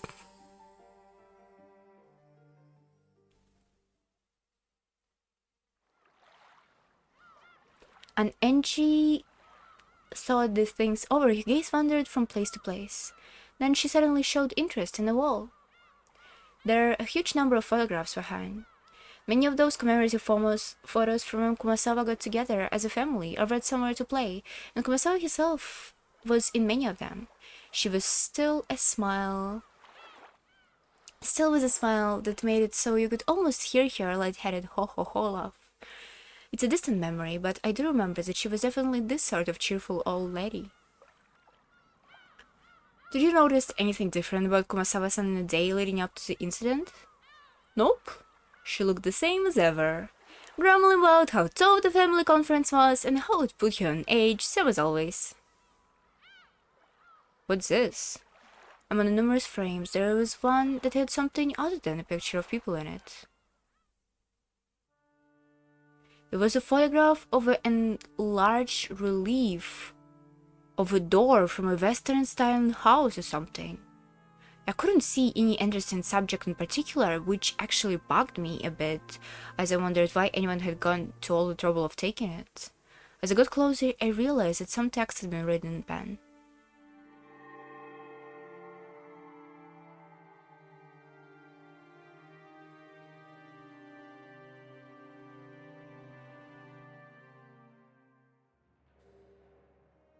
I fucking love lion statues. I love lion statues! I love lion statues! Lion statues are awesome, especially when you're a kid and you see a lion statue and you're like, I need to ride it. I need to ride it for sure. I love lion statues like this. They're cute as hell. So this is Kuvadorian? Or something? Oh yeah, that's a photo I've got when mom belongings were disturbed. I think it's probably something to do with the legend of a gold thing. The witch's epitaph, you mean? Rumored to point on the location of a hidden 10 tons of gold. So Kumasawa-san tried to solve it too, I see. But this isn't the epitaph. It's the first time I've seen it. There was an arc above the western style door, and that arc had a relief. It was an inscription in English, and that seemed to be a focus of the photography. The pen writing appeared to be translation into Japanese. This door will only open with a probability of 1 to 1,000 million trillion. Oh. Billion, trillion, whatever. 1 in 10 I can't count. You will only be blessed with a probability of 1 in a lot of zeros. I don't know it. Nothing like this ever showed up in the epitaph of Onechan's diary. In mom's belongings, there are quite a few photos and notebooks that looked like they were from her trying to solve the epitaph's riddle. turned out that she was actually surprisingly fond of that kind of thing, and there was that rumors for the 10 tons of gold bars were hidden somewhere. No wonder she was so bestowed by it. In both Maria Onechin's diary and in her grimoire, there was a description of a witch's epitaph. It mentioned about how it was a ritual to open the doors to the Golden Land, and Beatrice's resurrection ritual, and Beatrice's succession ceremony, and so on. Maybe the most interesting one was the last line, the succession ceremony. According to Beatrice, if you're able to solve the witch's epitaph, you would receive not only 10 tons of gold and the Ushirimiya family inheritance, but your own magical power and name, as well as the title of a golden witch. Among the Ushirimiya family at the time, the witch's epitaph was thought of as a difficult quiz, which the head Kinzo had prepared to select his successor. But the Mirage Sorcery interpretation, the questionnaire was Beatrice herself, and she had posed a question and power to choose her successor. There was slight discrepancies in the detail of two interpretations. Either way, its disturbing content brought to mind a bloody serial number, and both of the message bottles depicted the crime that followed that pattern. If I could solve the witch's epitaph now, 12 years later, I wonder if I could expose some plot made back then. Angie. I have bad news, Angie. I tried to solve it many times myself, but I never did have a clue what it meant. Yeah, it seems that many witch hunters have been trying as well. I also found theories like La Plata theory and Nora theory in certain books. However, none of those theories were conclusive. Is there any other materials? I think so, but there's all split up between my siblings. I don't have a clue who was what. Sorry. Just reading this English text that Kumasawa took a picture of, it gives the impression that this was a forbidden door that was rarely opened. But where in the mansion is it, I wonder? Judging by the light, it looked like it's outside. I wonder if Kumasawa-san suspected that the gold was hidden here. Who knows? In any case, it's probably somewhere in the Rokijima mansion. Why somewhere in cursive? It's a pity. There wasn't been the kind of money in Mom's bank account to make me think she found the gold. She probably didn't find it after all. The Golden Witch Beatrice gave 10 tons of gold to Kinzo, which means that the witch was true owner of the gold. Beatrice was the owner of all the vast fortune of the Ushirimiya family. The witch holding the vast wealth had massacred the humans in Rokojima on that day, and sent a large amount of money to the surviving relatives like it was a game. Like hell, it was a letter from death. This is description of a death. Was it though? I was once again convinced my family who died on the island this day didn't die and go to heaven. They're being trapped by the witch even now. They're being desecrated and tormented for all eternity.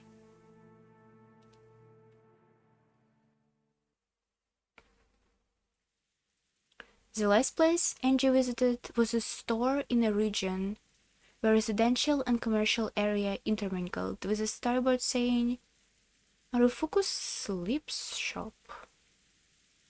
Huh? There lived a man who had been the captain of a ferry boat to Rokijima at the time. Even he, who had once lived as a man of the sea, had retired after contracting a serious illness, and was now being taken care of the house of his son and his son's wife. Captain Kawabata.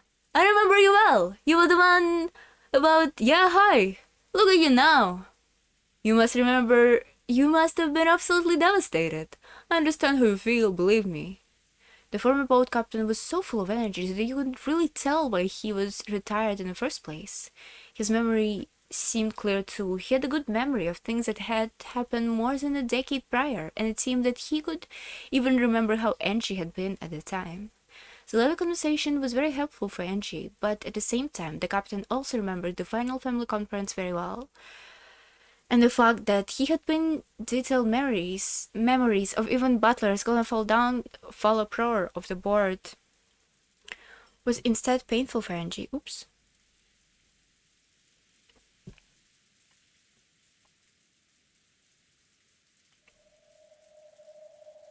It had been so back then as well, but even now, there was no public way to cross to Androkijima. It was necessary to make an individual request to an owner of a boat to make a voyage. I still hadn't managed to arrange for a boat to Androkijima. Oh, really? So if he refuses me, the voyage to Androkijima would probably become hopeless. No need to explain. It'd be easy job finding a boat willing to go to this island at this point. It'd be no easy job finding a boat willing to go to this island at this point. Nowadays, some don't even call it Tokijima anymore. They call it by the old name, Akujikuma.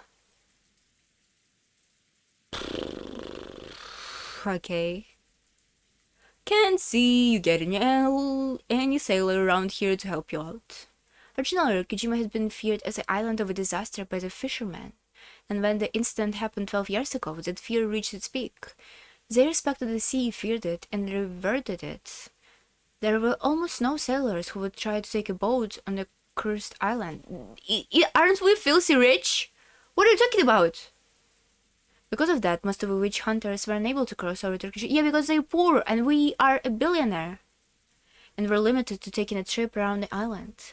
Ironically, this caused the mystique surrounding Rokujima to increase even more, and resulted in a proliferation of a bizarre witch stories they loved so much. Would you take me in your boat? They're supposed to give you back to me just for tomorrow. I hear the engine has been acting up lately though. We'll crank it up to the full throttle. The former boat captain promised that tomorrow he would go back to his previous job and take his boat out on Rokujima. Fuck! Why I gave him this hard voice to do? He's gonna come back. With this, I managed to secure a method of transport to Rokujima. This is probably all I can do on Nijima. And that's left is tomorrow. On Rokujima, I'll reach the final destination of a journey that stretches back 12 years. That's great news! You'll be able to go to the island now. Yes, I've heard that it would be hard to find a boat, so the boat captain's cooperation really helped me out. Although he may not have been as badly affected by you, Anji-sama, I'm sure that the incident 12 years ago has been a thorn for the boat captain as well, but that he still has been able to pull out. Uru, even the captain wasn't able to find closure this whole time. Very well. If that guy has taken the boat to the October 5th as promised, there's a chance that he could save the great many people. If he hadn't been hesitant with his boat just because of a little wind... Uru, you shouldn't say things like this. I'm sure the Spain captain constantly until today. I heard that it had truly been right in the middle of a typhoon on October 5th. According to the boat captain, he had known for certain that this would be trapped by the typhoon if they headed to Rokujima October 4th. But the family had been very insistent about this date, which had been determined beforehand as the date of a conference. It was only natural. All the adults had their own packed schedules and had come to the family conference having arranged those schedules in advance. They probably had their own circumstances preventing them from easily pushing it back to the next week just because the typhoon was approaching. It wasn't the boat captain's fault, but perhaps you could say that he didn't feel so guiltless that he could place the blame wholly on the typhoon. Certainly, just as these two said, there is no doubt that the boat captain had been dragging the event for 12 years ago along with him this whole time, and by taking me, the last member of the Shemiya line, to the island and bringing me back safely, he might be trying to find some resolution to the past. The boat means to be coming back just this afternoon. I make sure on Rokujima after that, so we should get back before evening. It's an island without electricity or light. You won't be able to stay long. It's a short trip, like it's gonna satisfy you. Is short trip like that gonna satisfy you? It's not the kind of thing where staying longer will satisfy me more. I'm grateful just to have you take me here. Don't mention it. If I hadn't paired with my boat, I would have to be so stingy, and I'd be able to take to the island as much as you like. It's not like I have a goal of doing something in particular on Rokujima, so the time of day I'll be staying here in evening. The evening, which straddles the two different worlds of day and night, seem almost like a borderline between this world and next. Between 1998 1998 and 1986, and felt like the most fitting time to visit Rakijima. It's not like I'll be doing anything on the island. Staying here for just a few hours will be just fine if I can feel some closure. At this time, there was a small knock on the paper sliding door, and Amakusa stuck up his head, tapping his watch. I nodded back and told him I've gotten hold of a boat for tomorrow. That's great. It's about time for us to go. We'll be counting on you tomorrow, Captain. You betcha! I know about the troll you had. I was watching the talk shows all the time, and I had disgust by all the people stirring up this incident just for fun. I'll help you out any way I can. Thank you very much. Then I'll see you noon tomorrow. Here. The fare for the boat. And you took a wrapped wad of 10,000 yen bills from your pocket. The boat captain must have seen its thickness as well, but he paid absolutely no attention and shook his head. I am grateful to you. This is guidance from heaven. I've been given a final chance to take you on Rikijima and bring you back safely. Now, I'll finally be able to finish the final job Kinzo-san entrusted with me. So I'm grateful for you. I got more than enough money from Kinzo-san back then. Can't take it from you. Thank you very much. Watch step on stairs. They're dozy. It went down the step staircase that was exact opposite of accessible. I love staircases like this. Those are so annoying. I love it. It was getting hard to believe that there was actually been a chest of drawers and a TV in the room upstairs. Oh, this looks cute. Most of the first floor was a bedding store with many futons piled up on each other. The captain followed behind us as we were in our way through the cramped futon shop. After cautiously checking around outside, Amakusa dashed out first and started up the car. My grandkid's room is empty. I really wouldn't mind if you stay here. As you can tell, I'm up to my eyes in futons. Thanks a lot for the offer, but I can't cause you trouble if worst come to worst. Don't know your circumstances, but seem to me like you got up in a lot of trouble. There's rumors so shady people are on the lookout for someone. Wouldn't happen to be you, would it? How should I know? And you played dumb, but it looked as though the boat captain had guessed. My job was to take visitors from Rokijima over to this island and bring them back again. This job was interrupted 12 years ago and it still hasn't been finished, so thanks to you, I'm finally gonna be able to finish that job. So, what I'm saying is, please, let me finish the job. Do you understand? Yes. It's not like I'm going to die here.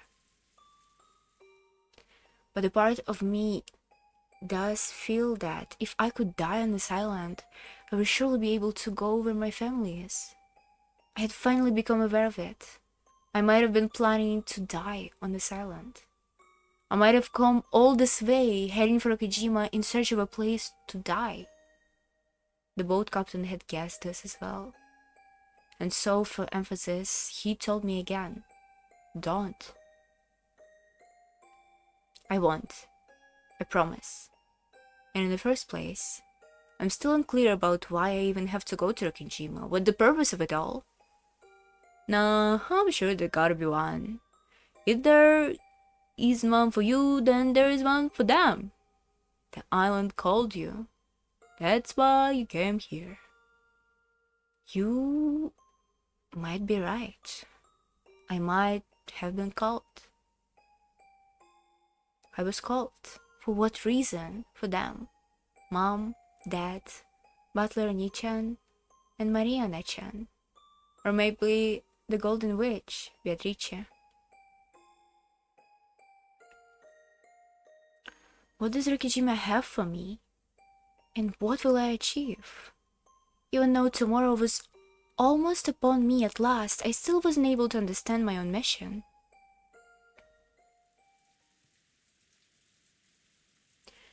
There was a sound of a car stopping in front of the store, and a short honk could be heard. Then, I'll see you tomorrow. Have a nice evening. I got past the stack of futon in a narrow store and was about to go outside. Just then, my feet stopped. What is this?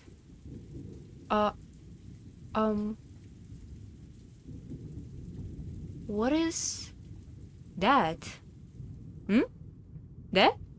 What? What are you talking about? Trembling all over, I pointed at it. I get chills again. But no matter how much the boat captain squinted, he noticed absolutely nothing in this direction that should have surprised me. That means... Impossible! Why? Uru? Angie? Why? What's going on?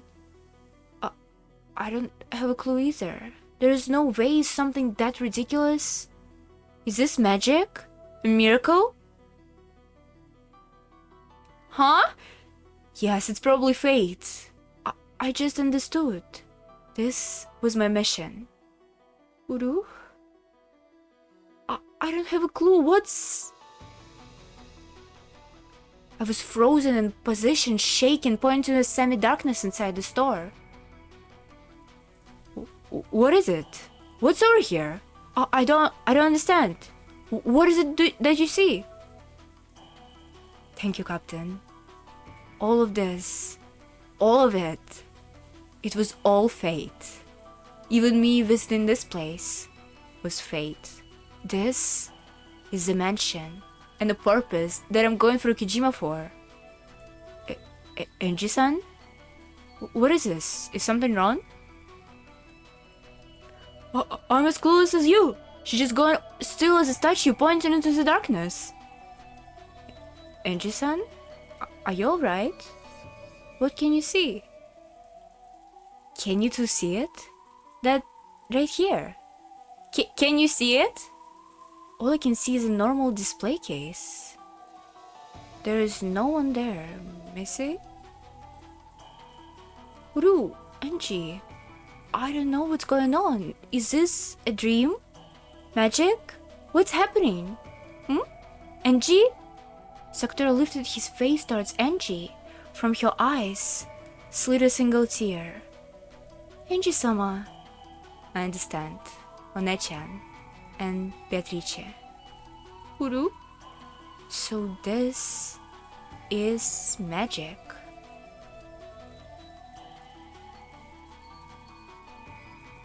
Huh? She saw Beatrice and Maria? Oh, final family conference.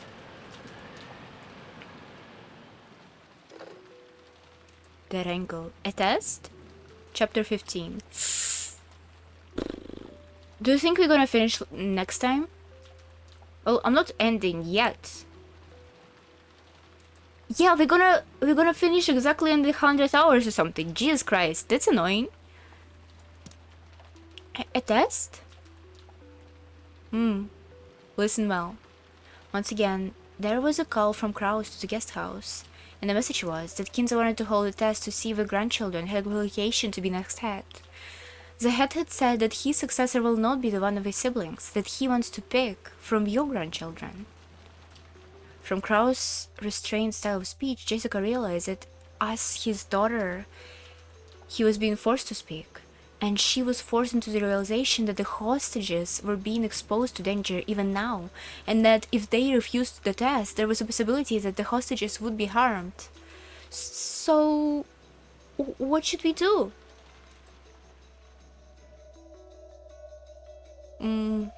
Hold on. Kraus held the receiver away from his ear and then looked at the grinding Kinzo on the other side of a bar. Kinzo jump scare? Are you ready? Kinzo gave him... Oh, no Kinzo jump scare. Great. Kinzo gave him next order. Oh no. Before the test, those unrelated must be removed. Goren and Kumasawa are here, I believe. It will be a problem if they interfere with the test. Banish them from the guest house. Banish, you say? There should be a gardening in storehouse in the rose garden. Lock Goden and Kumasawa in here. We'll begin from here. Tell them to do it immediately. My weapons will be watching. Should they do anything questionable, I instantly stop the test and execute all of you as the sacrifices. I understand. Okay, this is just straightforward hostage situation. That's weird. Hello, Jessica. Listen closely to what I'm going to tell you.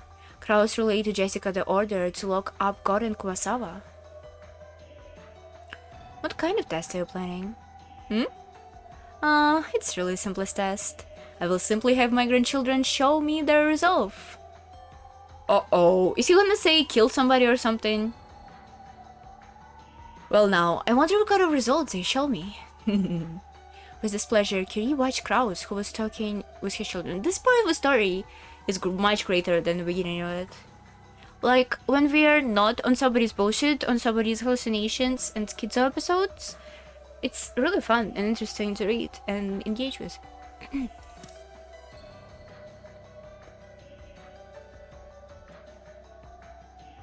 With displeasure, Curie watched Kraus, who was talking with the children. It's regrettable, but for now, we can refuse orders. In this dungeon, a feeble resistance won't amount to anything. If we provoke him too much and drag him into a position where he might kill us, there will no longer be any way to stop this murderer. For now, the only choice left is to obey his rules without agitating him. All the while, watching for this chance. It's so fucked up. You went to meet your grandpa and your grandpa is like, yeah, time to kill you. I would be so upset if it happened to me. However, if we continue to obediently follow his commands, the children might be attacked in so-called tests and they might even lose their lives. But as they reign obedience to try to resist, nothing will cause the situation to improve. Anyway, keeping our eyes peeled so that we don't let a single chance escape until the very end is the only resistance possible now. While telling yourself this, Curie watched over Kraus as he delivered Kinza's orders. Curie-san, let us be patient. I know. It's unfortunate, but all we have to do right now is wait. If we can just do something about these bars, we'll be able to get back to the mansion. If only we could somehow get out of here. I'll try something. Kinzo-san, I have a request. What is it, my friend? We understand well that you want to test the children. It is fine for you to do things as you desire. Without your powers, the Shinomiya family might have collapsed long ago. Yeah, shut up, Kinzo. We truly understand why you want to carefully select the person who will take charge. Besides, this is the family conference is about. We won't get in your way. I'm glad to have your understanding. That's right. This is the family conference. The final family conference, where I will select and finalize the next head. Haha. So, the thing is, Kendo-san, it's far too cold here. We won't interfere with your test, so could you take us to a slightly warmer place? At Ninja words, the slight said that Kinzo's mood had been improved were blown away. You're so bad. Oops. The moment of silence struck Nanjo. Kinzo glared at him with dangerous eyes, as though evaluating him. Certainly this place is cold. It's stuff on your old body. My lord, wouldn't it be alright if we moved them upstairs? That's not happening. I don't think so, Nanjo. I know how truly elegantly lay the foundation for future moves, as you appear to give me a turn to breathing room. I'm not falling at this. Oh no. If you insist you're freezing, that I will line the floor with a red hot coals. Well, my apologies. Virgilia had tried to help out too, but in the end, Kinzo was having none of it. The two of you sure observant. If you felt like it, you could easily break these bars. Even if we break this, nothing will come of it. True. If you were to break this, it would mean the end of a goldsmith's game. All of you, as well as those humans in the guest house, would immediately become sacrifices for Kinjo's ritual. But you know, you two would be the only ones who hold the power to break the situation, right? You want to reach the Golden Land, don't you? You must have many dreams you want granted, right? Gop, you mustn't provoke them. This is not your game. It's the master's game and my lady's. What is it, Runa? Oh no, nothing. We're just chatting with the prisoners. Forgive us. Gab sent one final sneering smile at Kanan, then turned away. Kanan could only bite his lower lip and shake his fists. Oh, that's true! They could easily become magical and break it. I forgot that they have magical powers. Damn it. Well done. Good job holding it in. We're powerless because we are furniture. That's right, we are powerless. But there are times when furniture is needed, and even loved. They're stored away in a basement right now, that's all. I'm sure that one day somebody will love us, need us. So for now, let's ignore their provocation and bear with it. Okay? Father, I've ordered them to lock up God and Kumasawa in the storehouse. Good. You may hang up now. Chester sisters, observe the grandchildren as they lock God and Kumasawa away. If they do anything suspicious, then in that moment, the selection test for my successor will be over.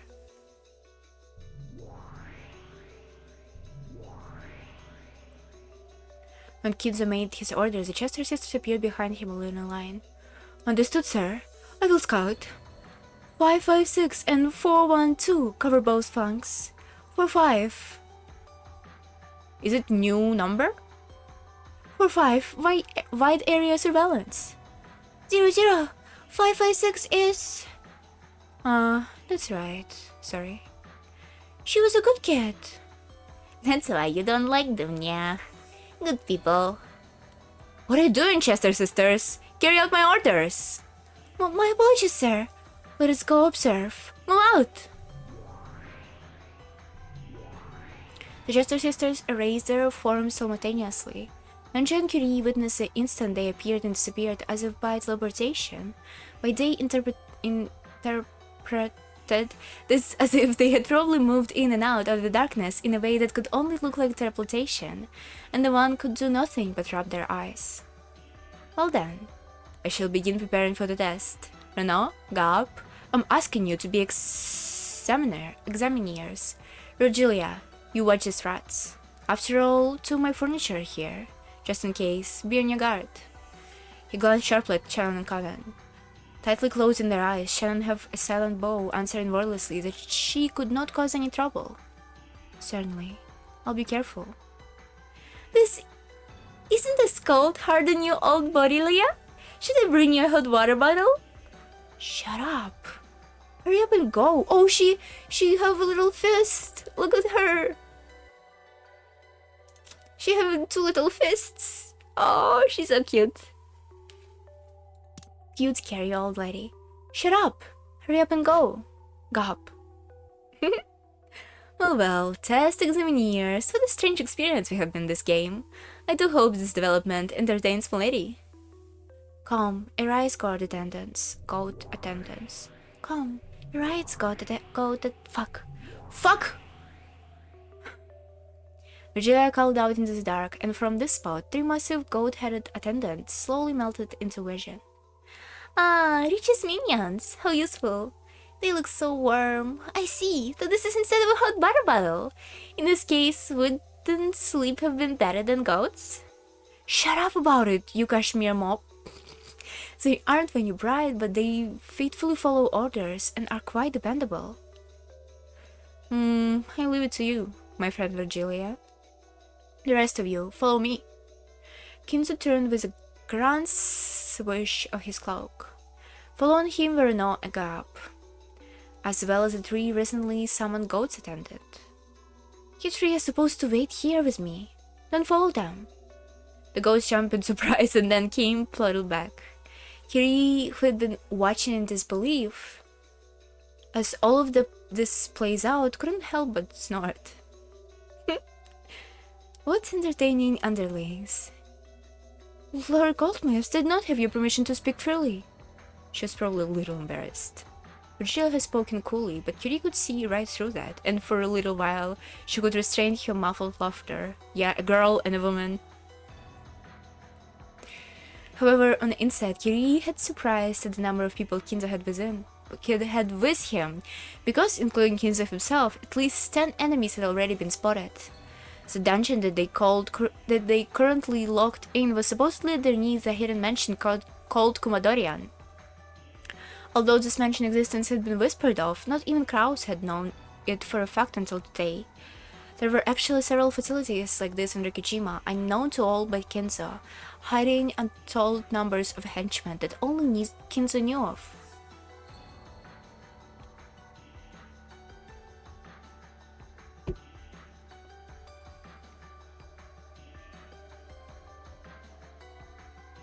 Just how many humans are in Rikijima locked away by the typhoon? No, actually, are we the only ones under the impression that there are only 18 people on this island? As we bickered over which Beatrice exists or not, and racked our brains over something as minor as the 18th person, were we on the island the perfect example of frogs in a well? No, wait. In fact, at this point, are there actually more people on the enemy side than on ours? Just, what the hell is going on? Witches? Demons? Magic? Am I supposed to believe in those? Are my eyes screwing up? Or is it my head? I think I'm losing it. Mass murder by magic, demons forming and disappearing in thin air. More importantly than the enemy's numbers. How should we interpret the various things dust before our eyes that cannot be explained with the common sense of this world? Curie started to feel like she didn't know what was going on anymore, and while desperately battling urge to abandon everything and give up, she clenched her teeth in an attempt to hold into her sanity.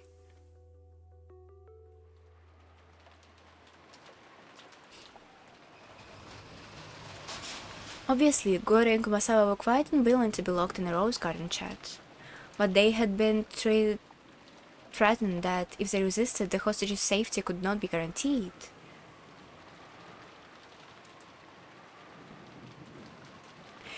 Yeah, it was fairly hard to get them to agree, but when the idea was raised that their safety might actually be guaranteed if the key to the garden storehouse was to be handed to them through the cracked open window after they were shut inside, and it was suggested that blankets and food could be carried in for them, they were firmly convinced.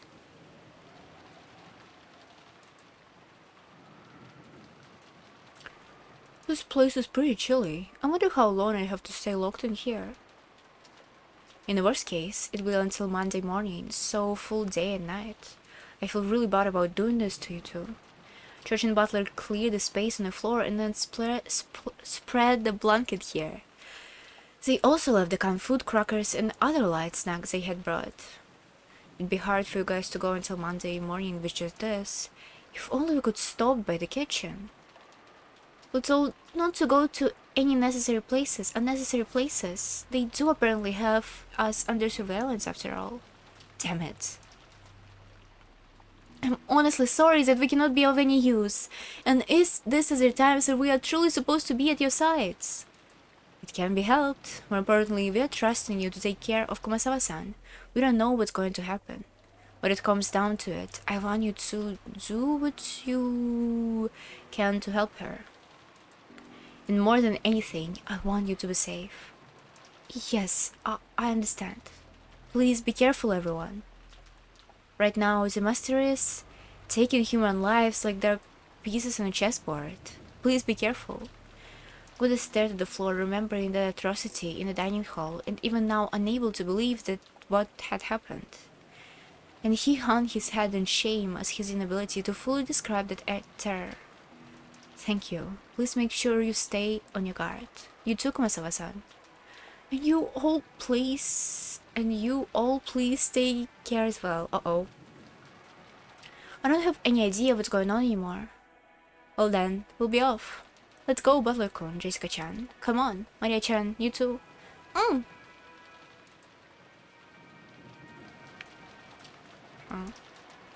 Looking at the painful expression in their faces to prepare to be imprisoned, it became hard to close the shutter. But we can't disobey. People will be watching. Fuck. We brought the shutter down and locked it, when George headed to the small window on the side of a storehouse. It was a small, latticed window which could only be used for light and ventilation. It looked like something from a jail, making the two of them seem even more pitiable. But on the other hand, it would protect them from Kinza and the subordinates, or so one could hope. He opened the window and called out. Are you alright? You're not cold, are you? We're alright. We've been given all these blankets after all. If we wrap ourselves up, we'll be just fine. I wish we could have brought them a kerosene stove or something.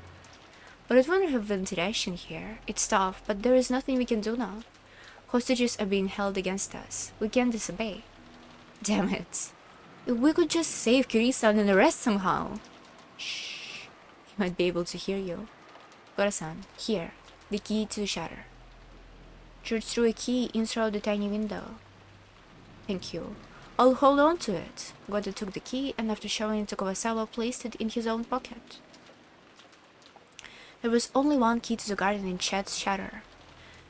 That was being held by those who were locked up inside it. If the children had held on to it, then if it was stolen from them by some chance, that would risk exposing the lives of those in the shed to danger. And even with the key, the shutter could not be opened from the inside. It satisfied Skin to the mud. However, there was now no longer a way to open the shed from the outside either. This would protect them. Kinza had ordered that they be confined, and he could do nothing but trust that this cold locked room would protect them. Holding Maria's hand, Jessica watched George's hand over the key, then looked over the tickets in a pitch-black rose garden. Somewhere in the darkness, somebody was hiding, watching to see whether they obeyed orders or not. Of course, merely pointing their flashlights out here did nothing to make the suspicious silhouettes appear. But somebody was surely out here, hiding and watching. They were hit many times with the urge to scream at them, but they held that back through reason. The war children left the area behind, repeatedly looking back over their shoulders. The feeble light from a light bulb in a garden storehouse was seeping out slightly.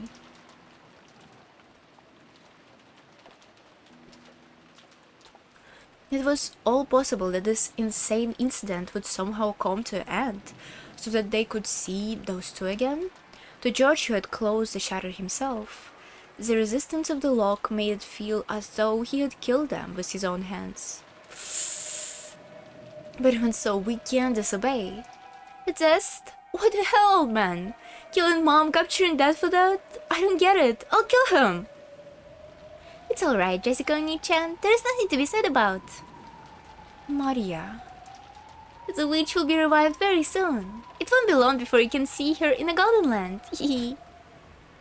Ouch. Don't laugh at inappropriate times. Seriously, a resurrection ritual for a witch? He should just keep his fantasies to the inside of his head. Getting all these people involved, that's gonna cost you, bastard. Let's return to the guest house. I'd feel bad if we aren't there when grandfather calls. Urged on by George, everyone began walking towards the guest house. At this moment, Jessica spun around and roared toward the darkness of a rose garden. Hey! Someone's watching, right? Tell the old man, tell him I'm gonna friggin' kill him! Let's go.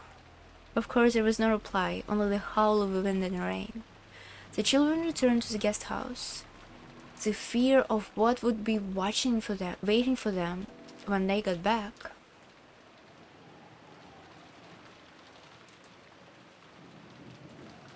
After they departed, from the exact point in the darkness that Jessica had yelled at, the rabbit's ears sprang up.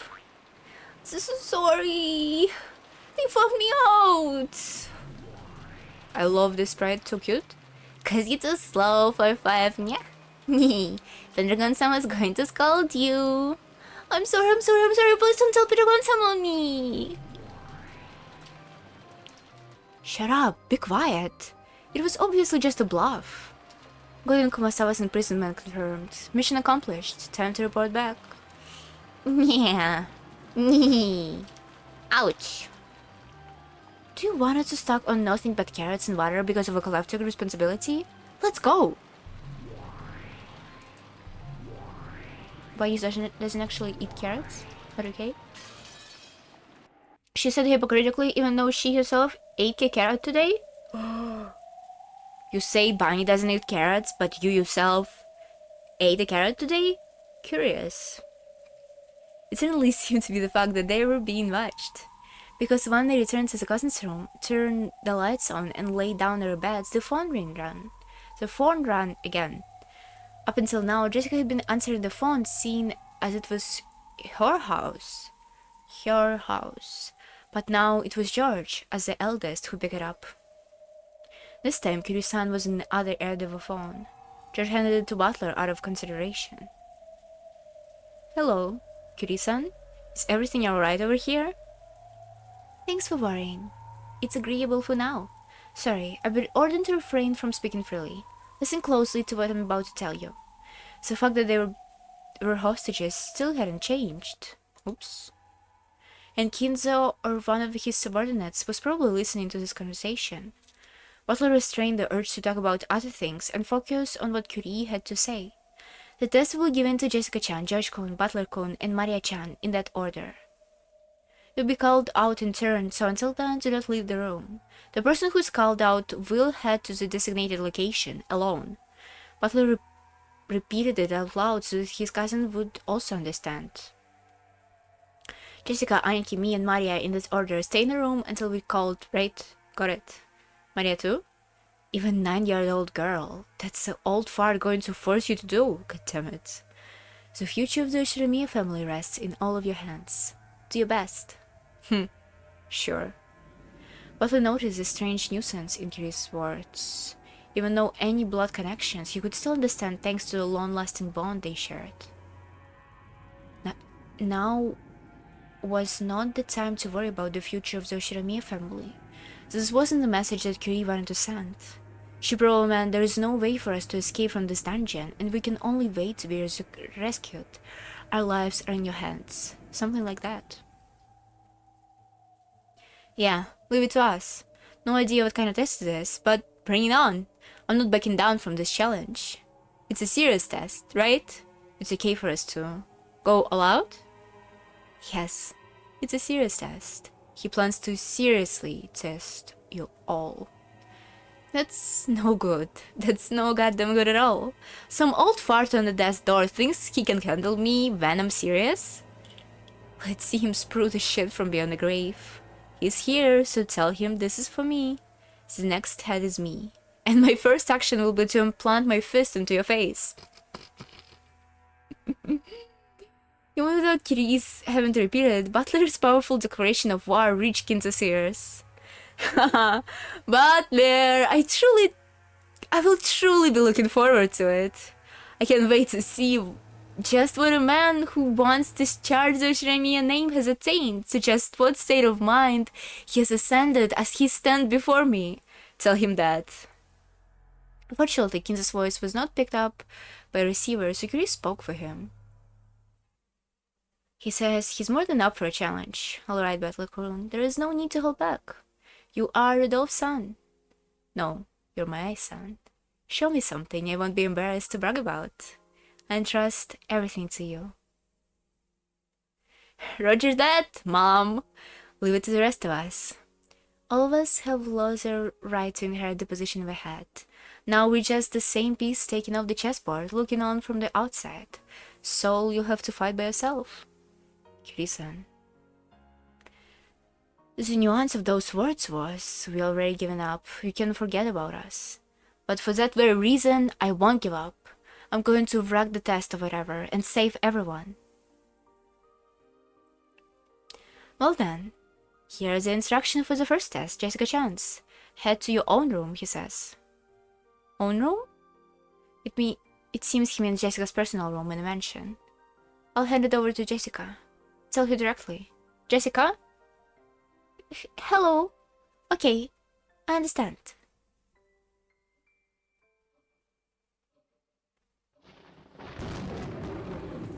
Me first, huh? I'm ready. Be right back. In actuality, Jessica was probably feeling the fear of a girl her age, but she buried those feelings and straightened her resolve. Be careful, okay? We'll be watched, right? We can't do anything. All we can do is exactly as we told. They say that all Jews will kill those sticks in the dining hall in an instant with no hesitation. Let's go check killed people. Oh, they still not here! Okay, why? Why that's still not confirmed? Is when Jessica gonna see them? Is it gonna be confirmed? Which is sad. Oh, we got few people here, right? Nanjo Masayuki.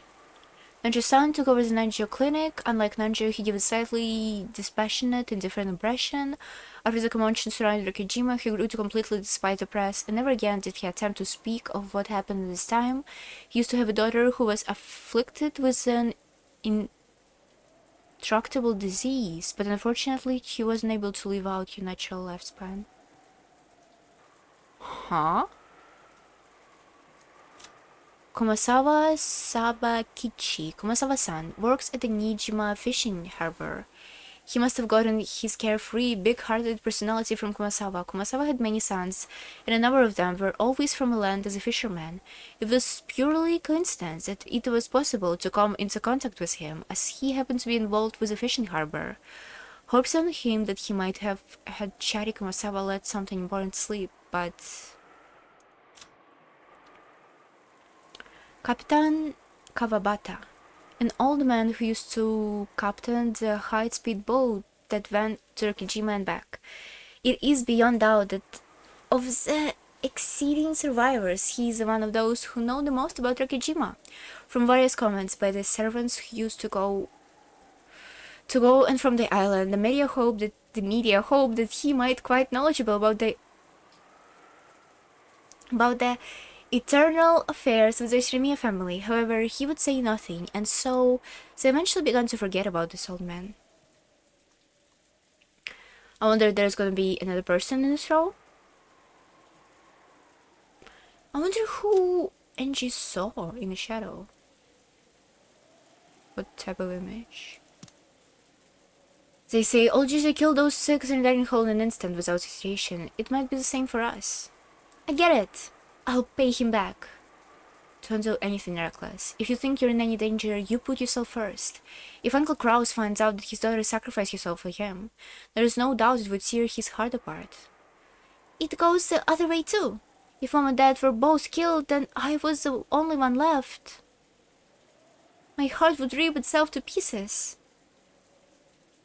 Butler-kun, is what you said earlier true? Yeah. Chris and the others are already prepared for what will happen. Then I'm even more sure I'm ready. Their lives rest on our shoulders. The hostages can't do anything while locked up, so it's up to us to do something about it.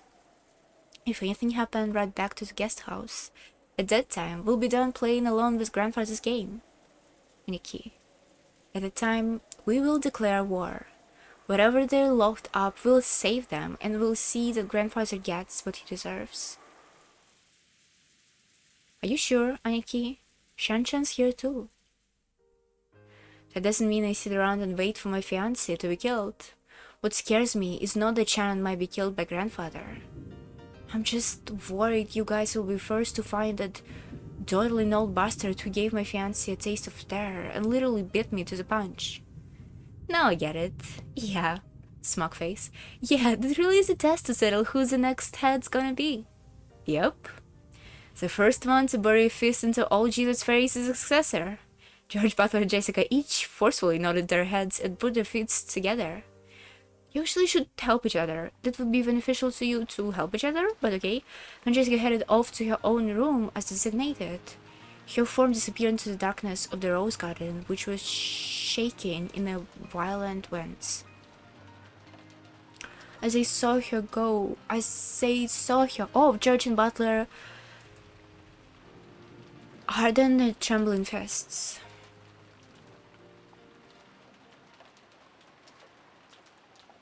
Jessica's back was watched through the window by Maria, who was remained upstairs.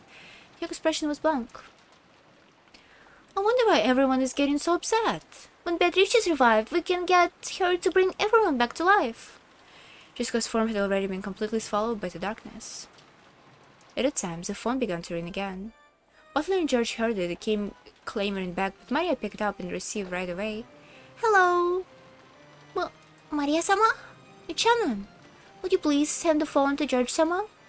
This time, it was Shannon on the phone. And the purpose of a message was to tell the next person, George, where he has to go. Those chapters are short. It's like took an hour for me. Ooh, the full clock? The full clock?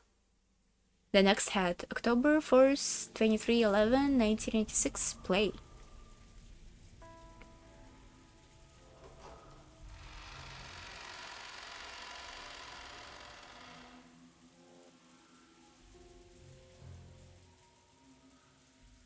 It goes without saying, but since the time she was born, Jessica was raised in this mansion. The Western Stein house that the cousins simply called the mansion was her home, and yet she had never understood her cousin's feelings as much as she did today. And at the same time, her own home, which she knew well, had felt so different a place as it did now. Is it new song? New soundtrack?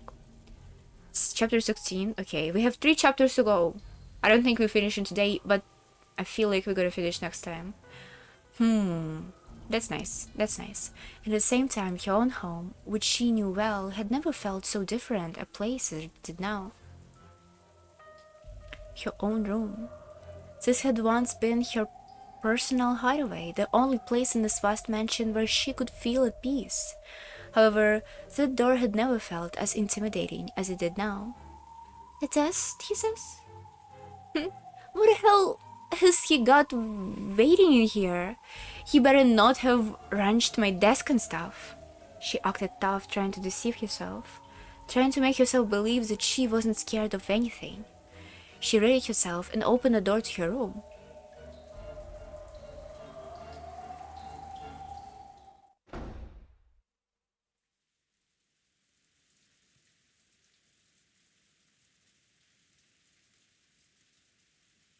When she saw that, unfortunately, the room didn't appear to have messed with. She relaxed.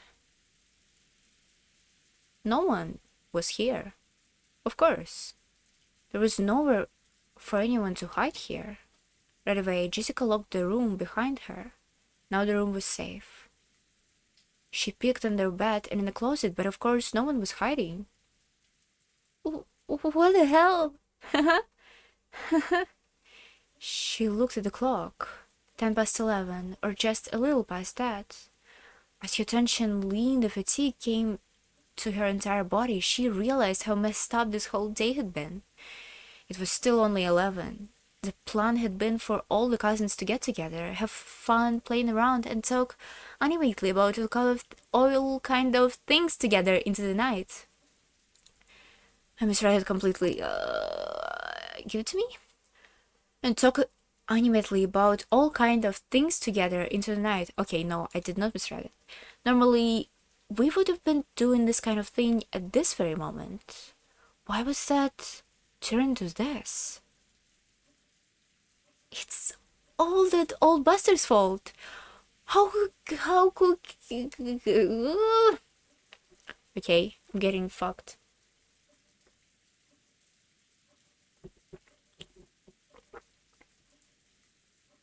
My brain starts to refuse understand words. How could he do this? To Mom? To everyone?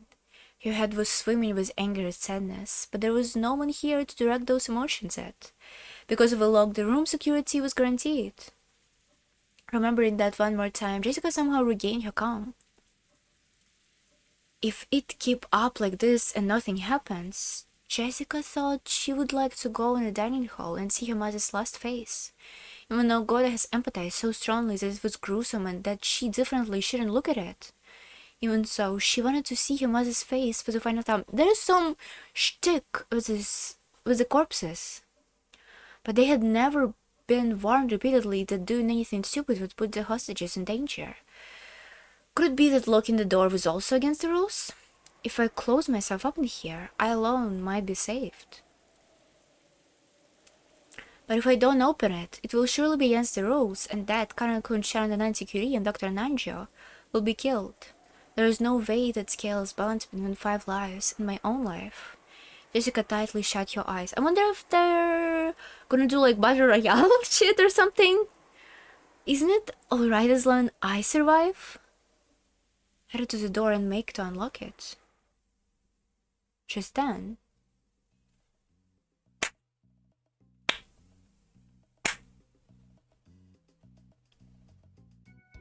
crisp applause ran out, making Jessica hard lip. Oh, time to go.